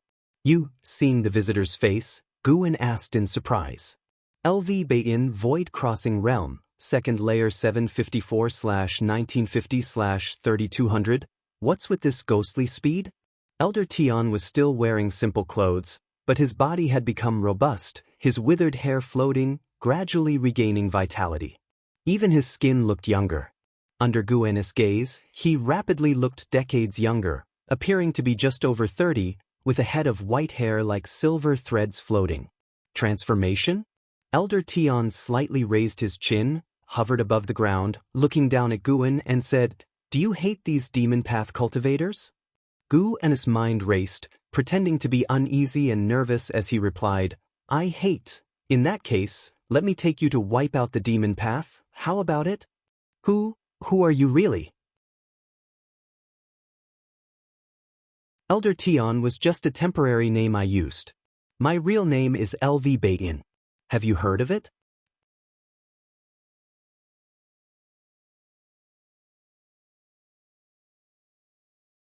Chapter 88. If you become my disciple, you will be the next sect leader. Good disguise. Guan looked at the arrogant LV Baitin and thought in a daze. LV Baitin's chin lifted even higher, thinking his boldness had shocked the young man. Are you the previous sect leader who went mad from cultivation deviation? Guan asked, feigning shock. Deviation from cultivation? LV Baitin's face twitched and he snorted, that was deliberate on my part. But you are only at the Qi cultivation realm now. How can you eradicate the demon path? Kid, I merely compressed my spiritual power into my primordial spirit and pretended to go mad. I just wanted to show those people what the supreme sect would become without me. LV Baitin's tone was full of contempt, obviously directed at the Hall of Elders. Guan remained silent. The battle between LV Baitin and the Hall of Elders, how many innocent disciples would die? Let's go. LV Baitin raised his hand, intending to grab Guan's shoulder, which made him quickly retreat. I'm not going, it's too dangerous. Guan shook his head. He had to guard Medicine Valley. LV Baitin chuckled mockingly, don't you want to see how the battle between righteous and demon paths ends? Guan frantically shook his head, like a rattle drum, waving his hand, I better stay and watch over Medicine Valley. Don't worry, your Medicine Valley will be fine. Just now, I released an aura and a great cultivator is on the way. LV Baitin no longer referred to himself as this seat, and his tone had softened. Guan indeed sensed an aura of the void-crossing realm quickly approaching. The foundation of the supreme sect was truly profound. How many cultivators of the void-crossing realm were hidden? LV Baitin acted again. Guan could see his movements but couldn't dodge, so he could only comply. Grabbing Guan's shoulder, LV Baitin disappeared from the spot with him. During the swift capture, Guan maximized the mystic yellow dragon energy skill, concealing his golden core and primordial spirit, making himself appear to be a foundation establishment realm cultivator. It turned out he worried too much. LV Baitin didn't take the opportunity to examine his body. After 10 breaths, LV Baitin stopped, bringing Guan to a grand hall. The hall was spacious, with stone pillars on both sides entwined with true dragons, phoenixes, qilin, and other divine beast auspicious carvings unfamiliar to Guan. LV Baitin let go, stepping forward, leaving a sentence. Wait here, my power hasn't fully recovered yet. Guan, through lifespan detection, could see he hadn't recovered to his peak. These words from LV Baitin's mouth sounded like nonsense. Your power hasn't recovered, and you're still acting tough? Releasing your aura, aren't you afraid your enemies will seize this opportunity to eliminate you?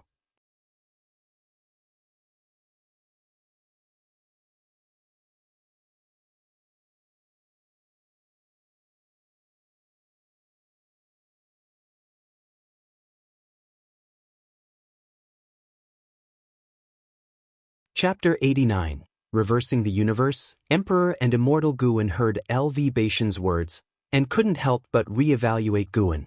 In his eyes, Guan was too ordinary.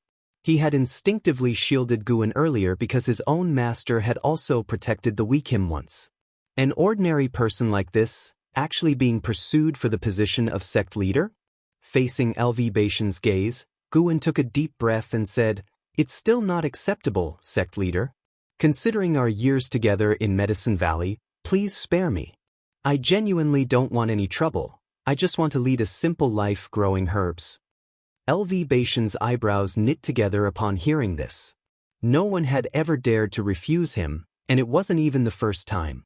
Guan continued, I heard from the vice sect leader that you only love cultivation usually. If you want to pass the position to me, it's probably because you want me to handle affairs for you. Why not establish one more level above the elders, limited to 3 people, for handling all sect matters? These 3 people should be chosen from the Hall of Elders and only report to you.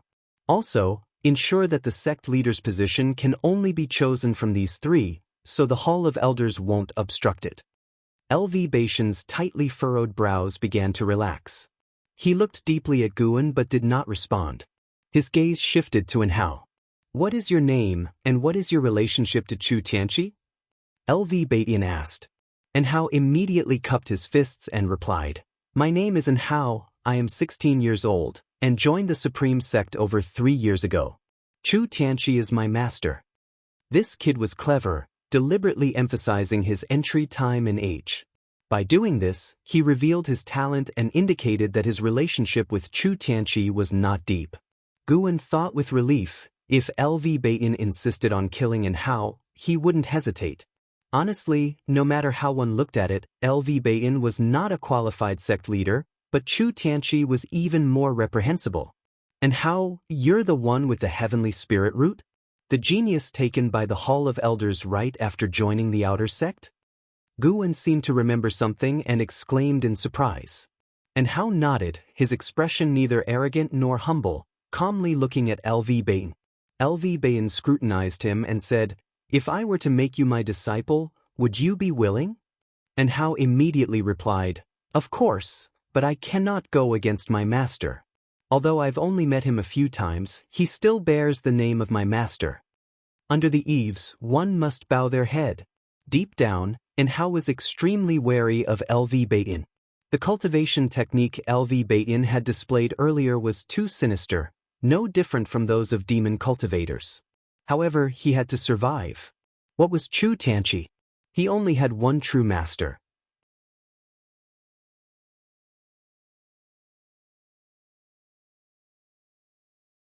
She wasn't surprised by this. Throughout history, the Supreme Sect always managed to turn danger into safety. In this land, no sect had stood longer than the Supreme Sect. Tianya Valley. Li Xiandao, LV Xian Iluyan, and Luo Hun stood together on the mountaintop, looking toward the direction of the Supreme Sect. Defying fate divine skill is truly incredible, definitely the #1 miracle skill of this era, Li Xiandao marveled. Iluyun snorted, What miracle skill? It's clearly an evil skill. The bad practices of the Supreme Sect all started with him. LV Xian nodded, The old man hasn't been in seclusion all the time, he just pretends not to know many things. His fake death was probably a ploy to cleanse the Supreme Sect and strike at the demon path. That's his usual style, he's too arrogant, thinking he can handle any storm with his level of cultivation. Talking about LV Baiyan, his tone was very complicated. If that person were still here, LV Baiyan would have a hard time, Iluyun remarked. LV Xian responded, and the two continued discussing LV Baiyan. Li Xiandao looked into the distance, his eyes deep. For a long time, LV Xian noticed Li Zuando's prolonged silence and comforted him. Your Majesty, don't worry. Although the old man is strong, his talent is not as great as mine. Give me time and I will surpass him. Li Xiandao laughed. Then you better work hard to grow. I can't wait forever. When I reach unification, I will take down the old man's head and present it to your Majesty. LV Xian said confidently, causing Luo Hun to glance at him involuntarily. At dusk, Guan landed on the grass of the third Medicine Valley, looking up to see no sign of LV Baiyan or Anhao. He had followed LV Baiyan in a killing spree in the inner sect. LV Baiyan said that since he didn't want to be the next sect leader, he couldn't witness the upcoming events, so he dropped him off along the way. Besides Lei Zhen, LV Baiyan had not encountered any other great cultivators at the unification realm, but the power LV Baiyan displayed caused Guan to feel a sense of crisis. For now, their relationship was good, but what if they had a falling out? Guan could sense LV Baishan's strong killing intent, something he didn't have when disguised as Elder Tian. One had to admit, this guy could truly control his nature. Such people were the most terrifying. Guan pondered as he began checking the nearby medicinal herbs. Before long, a figure flew over and landed beside him. It was Shenzhen. The one who brought you back earlier, is he LV Baiyan, the former sect leader of the Supreme Sect? Shenzhen asked curiously, her tone somewhat excited. Guan nodded asking, Why? Are you very interested? Of course, he was recognized by my father as his lifelong enemy. How did he revive? What did you see while following him?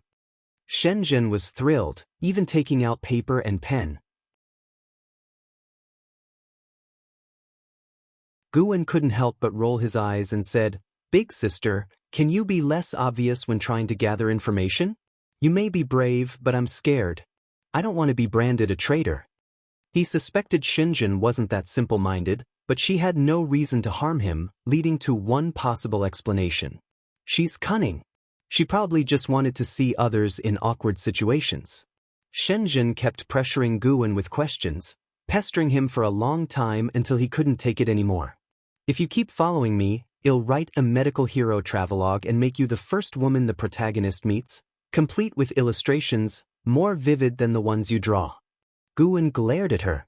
Shenzhen's face turned red instantly. She glared at Guwen, stomped her foot in embarrassment, then turned and flew away. Guwen was stunned. Why didn't she scold him? This expression didn't look like anger. Guwen shook his head with a smile and continued to check the Medicine Valley. The sun set, the moon rose. That night, the Supreme Sect was restless. When Guwen returned to Mystic Valley, he could sense strong divine sense sweeping past occasionally. Demonic chi and demon energy were decreasing. It looked like the Supreme Sect was on the verge of victory. Under the moonlit night, snowflakes gently drifted down. Guwen and Leah sat on the threshold, chatting softly about the history of the Supreme Sect. Most of the time, Leah was talking, and Guwen was asking questions. Until dawn, Leah's inner sect disciple token received an order, summoning all inner sect disciples back to the city. He had to bid farewell to Guwen. After Leah left, Guwen looked at Yang and I and used the sound transmission skill to ask, "The righteous and the demonic battle is almost over, aren't you going back?" Yang and I glanced at him and responded with sound transmission skill. "When did I ever say I'd only protect you until this battle was over?" "What do you mean?" "I will stay by your side from now on, by Li Zuando's orders." "Really? You can go ask him if you want." Guwen was silent for a moment, then used sound transmission to ask, "Is the Emperor powerful?" He wanted to know how others viewed Li Xiandao. Li Xiandao wanted to be the eternal emperor but was suppressed by the Immortal Cultivation sect. Wasn't the most powerful and influential person in the Immortal Cultivation sect LV Baitin? Li Xiandao had even poached LV Baitin's son, LV Xian. Guwen felt that these two would clash one day. With Li Zuando's talent, he could indeed rise suddenly. He was publicly known to be at the core formation realm, perhaps to guard against LV Baitin. The confrontation between these two would be the collision of Emperor's Path and Immortal Path. In terms of cultivation, he's mediocre, but in terms of imperial strategies, he's formidable. Yang and I responded via sound transmission, her tone dripping with sarcasm, clearly holding a grudge against Li Xiandao. Guwen was about to ask more when he suddenly sensed something and said, "Can you watch over the Medicine Valley for half a day? I need to go to the outer gate city." There was a remnant of the demon path nearby.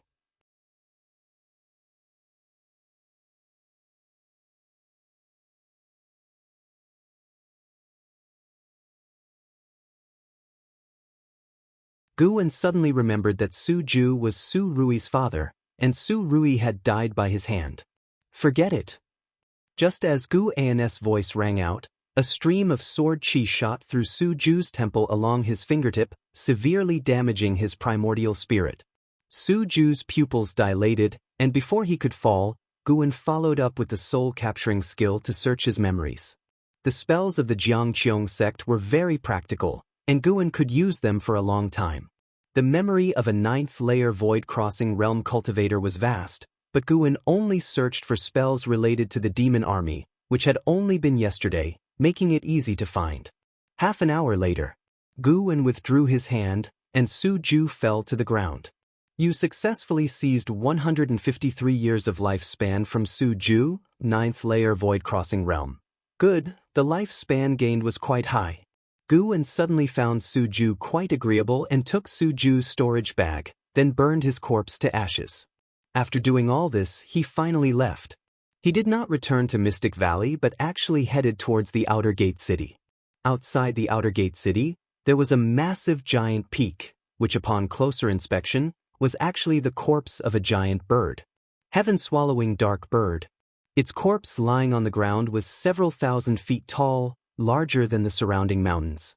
Standing on a flying sword, Guwen observed from afar, filled with curiosity about where such a gigantic beast lived usually. He felt that the Taizong dynasty should not have a habitat for such a bird. It was probably captured by the demon path from beyond the 9 dynasties. After the great battle, the gates of the outer gate city had become heavily guarded, scrutinizing every entering and exiting disciple thoroughly. Upon entering the city, Guwen went to find Yi Lan first. He encountered Yi Lan patrolling a street. "Senior brother, what brought you here?" The moment Yi Lan saw Guwen, her icy face bloomed into a smile. Her subordinates tactfully dispersed. It was not the first time they had seen Guwen and knew about their relationship. "I came to check on you. Are you not injured, are you?" Guwen asked concernedly, and Yi Lan shook her head, then pulled him aside to talk about the events of the previous day. After the battle yesterday, the outer gate city had suffered heavy casualties, mainly due to a terrifying demon called the Underworld Demon Emperor launching an attack within the city, breaking the city's formation and plunging it into a bitter struggle. In the end, the Underworld Demon Emperor left triumphantly, leaving a shadow in the hearts of all in the outer gate city. Listening to this, Guwen felt even more the brutality of the immortal cultivation world. Fortunately, those he cared about were safe. After chatting with Yi Lan for a while, Guwen took his leave.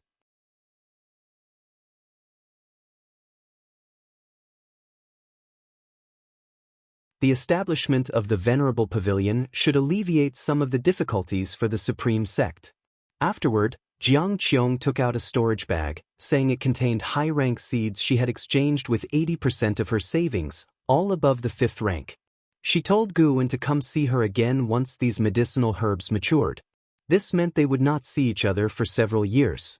It seemed Jiang Qiong was facing very dangerous circumstances. The Thousand Autumn Pavilion did not trust her, and the Supreme Sect might investigate her. Truly walking on thin ice. Guwen could only wish her good luck in his heart, then left with the storage bag, in high spirits. The Demon Path 5 sect's siege on the Supreme Sect swept through the immortal cultivation world like a whirlwind, shaking the entire Taizong dynasty. The Supreme Sect's strength also terrified the entire Demon Path. In the following period, the immortal cultivation world fell into an eerie calm. After LV Baton resumed his role as sect leader, he launched major reforms, established the Venerable Pavilion, weakened the Hall of Elders' power, and thoroughly investigated Demon Path spies, executing over 1,000 spies. After Chu Tianqi's escape, the Chu family faced LV Baton's relentless vengeance, with all Chu family members in the sect either being killed or imprisoned. Some younger disciples with relatively good conduct were stripped of their cultivation, branded with curse seals, and sent to the outer sect as servant disciples. Mystic Valley received a servant disciple with the surname Chu. It happened to be someone Guwen knew. Chu Jingfeng. When Guwen first joined the Supreme Sect and was attacked by the demon of greed in the Medicine Valley, the inner sect disciple Cheng Xiandan had invited for aid was Chu Jingfeng, who lost an arm because of it. Later, he even helped Guwen clear out the evil cultivators around Mystic Valley associated with the demon of greed. Guwen looked at the aged face of Chu Jingfeng sitting opposite him, feeling a mixture of emotions. The last time they talked, Chu Jingfeng had promised that if Guwen ever faced any trouble, he could seek help from the Chu family. Time had passed, and the Chu family had fallen completely. Chu Jingfeng still maintained his one-armed form, wearing shabby clothes, with messy hair, a face full of stubble, and looking ragged and desolate. Brother Chu, as long as a person is alive, there is always hope. Work hard, and if you perform well, your punishment might be revoked. Guwen tried to comfort him. Wuxin had quietly left, and now, Guwen, as the head of Mystic Valley, needed to cultivate new talents. He thought Chu Jingfeng was a good candidate. If Chu Jingfeng performed well, Guwen could consider passing on the Daoist expansion skill to him. The Daoist expansion skill, which relied on accumulating spiritual power to break through limits, might save Chu Jingfeng, whose cultivation had been abolished. Chu Jingfeng nodded numbly without speaking. Guwen didn't push him, gave some instructions, and let him go. After Chu Jingfeng left the room and closed the door behind him with a low posture, Guwen could see no respect on him, only despair. Alas! So pitiful! Guwen shook his head and picked up his pen to start writing. Half a year had passed since the great battle between the righteous and the demon path. Winter had gone, spring was over, and it was already summer again. At 51 years old, he had gained many feelings about life he wished to express in his book. Until dusk, Guwen left the loft and reached the transmission array platform, heading to the third Medicine Valley. He sensed that Shenzhen was inside his house. Since Guwen had threatened to write her into his book half a year ago, they had lost contact. Now she appeared. Was she here to settle scores? After all, she was the holy daughter. How could she not care about her face? Thinking about this, Guwen went upstairs to find Shenzhen. Upon entering the house, he saw Shenzhen calmly sitting at the table, wearing a veil and looking at him with nothing particular to do. Something was wrong. This was not like her usual self. Could she be about to lose her temper? Guwen quickly closed the door, then turned to her, just about to inquire when she asked first, "Have you started writing the medical hero travelogue?"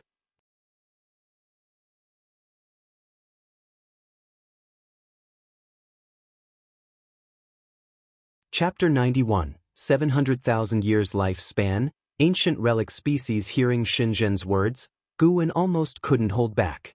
He quickly clarified, "How could it be possible? I was just trying to scare you. I could never write such a book." He had to explain, lest Shenzhen tarnish his reputation. Shenzhen stared at him, seemingly trying to see through him. But he remained calm and unashamed. "All right, I believe you," Shenzhen said softly, but her tone was different from before, leaving Guwen unable to figure out what she was thinking. Guwen walked to the tea table and started to boil water to make tea. When he placed the teacup in front of Shenzhen, she finally spoke. "Actually, I came to see you for another matter." "Speak," Guwen replied, then sat down at the table. Shenzhen began. "It said that Elder Tian in the Medicine Valley was actually Sect Master LV Baidian in disguise. Is it true?" Guwen felt there was nothing to hide, so he nodded. After all, ever since the war ended 6 months ago, neither Gu Zong nor Ji Hantian had come back. Perhaps LV Baidian had handled them. Gu Zong was understandable, being part of LV Baidian's faction, but Ji Hantian had cursed LV Baidian in the Third Medicine Valley and even openly expressed his desire to be the sect master. "I want you to introduce Sect Master LV to me in my personal capacity, not representing the Daotian sect," Shenzhen said as she stared at Guwen. Guwen frowned, showing hesitation. Shenzhen took out a red wooden box from her storage bag and said, "This is a 6th-rank spirit tree, purple mist bamboo. One segment can form a bamboo grove. Plant it at the edge of the Medicine Valley, and it will automatically form a purple mist maze array. The bamboo shoots of the purple mist bamboo are top-grade medicinal materials, with a high price." "What do you mean, what's our relationship? Do we need to go this far?" Guwen said solemnly, then placed the red wooden box into his storage bag and followed up seriously, "For your matter, you need only ask, I'll naturally help you. But not again." Shenzhen was stunned for a moment, then burst out laughing, covering her mouth. When she laughed, her eyes were indeed beautiful. Guwen thought so. With his playful manner, the awkward atmosphere between them dissipated, and the conversation resumed as usual. After chatting for a long time, Shenzhen finally took her leave. Guwen then started wandering around the Medicine Valley, looking for a suitable place to plant the purple mist bamboo. In the end, he chose to plant it at the southern edge of the mountainous area and sent Tang Yu to specifically guard it. He began to anticipate LV Baidian's arrival. It wasn't for Shenzhen, he was thinking about LV Baidian's promise. LV Baidian had said that he could ask for anything anytime. Guwen didn't want another Medicine Valley for now, but he did want high-rank herbal seeds to gradually replace the low-rank ones. If he could fill an area of 100 square miles with high-rank seeds, his lifespan income would see a leap. Once he reached a lifespan of 1,000,000 years and unlocked new functions, he would completely enhance himself. Days passed by. Until the early autumn, LV Baiyin finally came. He wore a black robe with dragon patterns, his black hair coiled under a jade crown, and his face was stern, looking nothing like the old Elder Tian. Now he fully exuded the aura of a sect leader. Upon meeting, Guan immediately used his lifespan detection on him. LV Baiyin Unification Realm 9th Layer 755/3150/3200. Well, sure enough, he had reached the 9th layer of the Unification Realm. Moreover, his lifespan was close to the limit, making it very difficult to increase further. Guan suddenly thought of one thing. Before, Chu Xian performed a sacrificial array in the outer sect. Could it have been for LV Baiyin? No, the Chu family had been exterminated by LV Baiyin. It shouldn't have been his doing. While thinking, Guan welcomed LV Baiyin. The two went inside to talk. LV Baiyin took out 4 booklets from his storage bag, placed them on the table, and said, "I established the Venerable Pavilion as you suggested. These are the 4 members of the Venerable Pavilion. You can take a look." Upon hearing this, Guan immediately picked up a booklet and found that it not only contained the names and portraits of the Venerable Pavilion members but also various detailed information, including their life experiences. He quickly flipped through, seemingly casually, but in reality he memorized all the information. The last booklet was about Sword Venerable Fudao, only including his title and records of his actions. In the Immortal cultivation world, he was known as Flying Leaf Sword Immortal, and Supreme Sect revered him as Sword Venerable Fudao. Sword Venerable Fudao, Gugua, Xianxia, Zhouyu. How impressive! They happened to be the 3 strongest families of the Taizong dynasty. And they were all at the Unification Realm. Guan had yet to meet these 3 people. Now he had seen 6 people at the Unification Realm: LV Baiyin, Jihantian, Gugua, Xianxia, Zhouyu, and Lei Zhen, and this wasn't even the full strength of Supreme Sect. Guan always remembered that the strongest in Supreme Sect was the true inheritor, who had already left the Taizong dynasty. Who knew if Supreme Sect had a Supreme Elder? Guan was both shocked and asked, "Sect Master, is it appropriate to show me this kind of thing?" LV Baiyin smiled. "If you ever want to write a book similar to Investiture of the Gods, you can include Supreme Sect.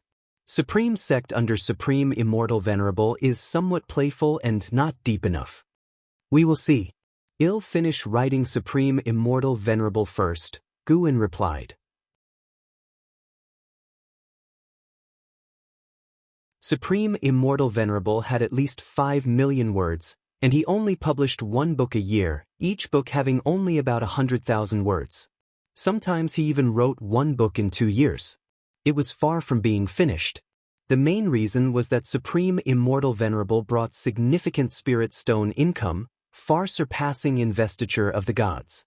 He didn't want to let it go for now. LV Baiyin laughed and didn't urge him. Guan appropriately put forward Shenzhen's request, and LV Baiyin agreed immediately, saying she could meet him today without any hesitation. Guan then asked, "Sect Master, do your previous words to me still count?" "Why? Had a change of heart and want to be the Sect Master now?" LV Baiyin squinted and asked, clearly pleased. "No, you said I could ask for anything. I want more high-rank herbs. I can even help you plant them, delivering the mature herbs to you. I want to understand the various rare flowers and herbs in the world to enhance my planting techniques," Guan quickly explained. "Planting techniques?" LV Baiyin twitched his mouth and looked at him oddly. In the end, LV Baiyin still agreed and said that in a few days, he would have someone deliver the herb seeds. Afterward, Guan got up to find Shenzhen and brought her to meet LV Baiyin. After they met, Guan went downstairs, not disturbing their conversation. This time, LV Baiyin set a restriction. Even Guan couldn't eavesdrop. The two talked for an ancient hour before dispersing, with LV Baiyin leaving first. Shenzhen stood beside Guan, watching him depart. Shenzhen turned to look at him and asked with a smile, "Aren't you curious about what we talked about?" Guan shook his head. "I don't dare to ask, nor do I want to know. I'm afraid of causing trouble." I gave him a piece of information in exchange for Supreme Sect's strongest sound technique. "When I master it, I'll show it to you," Shenzhen said with a smile. After speaking, she jumped up and flew toward her cave. Guan didn't think much of it. Shenzhen's actions had nothing to do with him as long as they didn't threaten him. He began to look forward to LV Baishan's high-rank herbal seeds. 5 days later, LV Baishan's people arrived, handing Gu in a storage bag. He checked it with his divine sense. The grades were high, and there were tens of thousands of seeds, including a booklet and a letter. Guan returned to his room to read the letter. LV Bain said these seeds were provided personally by him, not using the sect's wealth. If Guan planted them well, he could take half of the revenue. If he failed, he must become his disciple. Upon reading this, Guan felt helpless. He couldn't understand why LV Bain was so obsessed with taking him as a disciple. Could it be that he was captivated by my personality charm? In a blink of an eye, 5 years had passed. During these 5 years, no major events had happened in Supreme Sect. Gu N's life became very peaceful.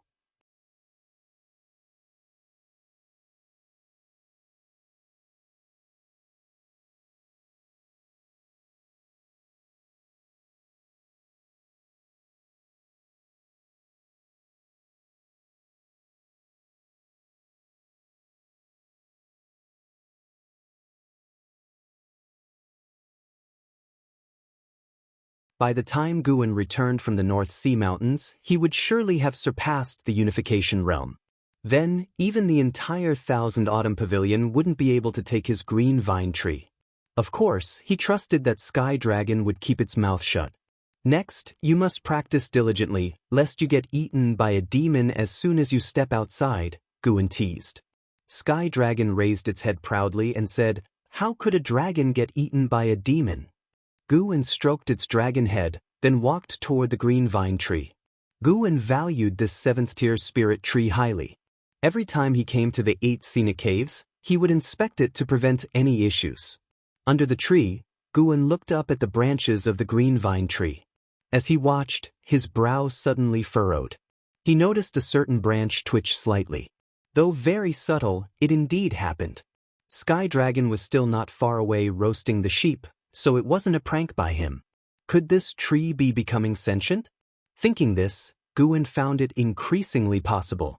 This was the holy tree of the Thousand Autumn Pavilion. Surely it had something mystical about it. Becoming sentient wasn't impossible. Guan continued to stare at it, but the green vine tree showed no further signs of abnormality, as if what he saw earlier was just an illusion. He used his divine sense to probe, finding nothing unusual. But doing this could serve as a warning to the green vine tree not to act out of line. After staying for an hour, Guan finally left. Going forward, there was another thing he needed to be vigilant about. He didn't worry about the green vine tree becoming sentient. In fact, he somewhat anticipated it. Spring passed and returned, and 2 years elapsed. Gu An's lifespan had reached 950,000 years, and he felt that he would reach 1,000,000 years before the end of the year, filling him with anticipation and making him energetic all year. One day, Yilan visited Mystic Valley to see Guan. The two stood by the window in the pavilion, watching the busy disciples while chatting. Yilan spoke about recent major events in the Immortal cultivation world, which Guan found fascinating. A new sect had emerged, called the Ephemera Sect. No one knew its location, but its cultivators continually invaded various demon path sects, seizing cultivation techniques, spells, treasures, and more, plunging the demon path into chaos. In contrast, the righteous path sects remained unaffected. Some said the Ephemera Sect was supported by the Supreme Sect because a great demon cultivator had appeared who used leaves to kill enemies, reminiscent of the sword Venerable Fudao of the Supreme Sect. Hearing this, Guan felt displeased, thinking, "Why is someone else taking credit for my reputation? You've mentioned so many events, but none targeted the Supreme Sect, which suggests we've established a strong reputation," Guan said with a smile.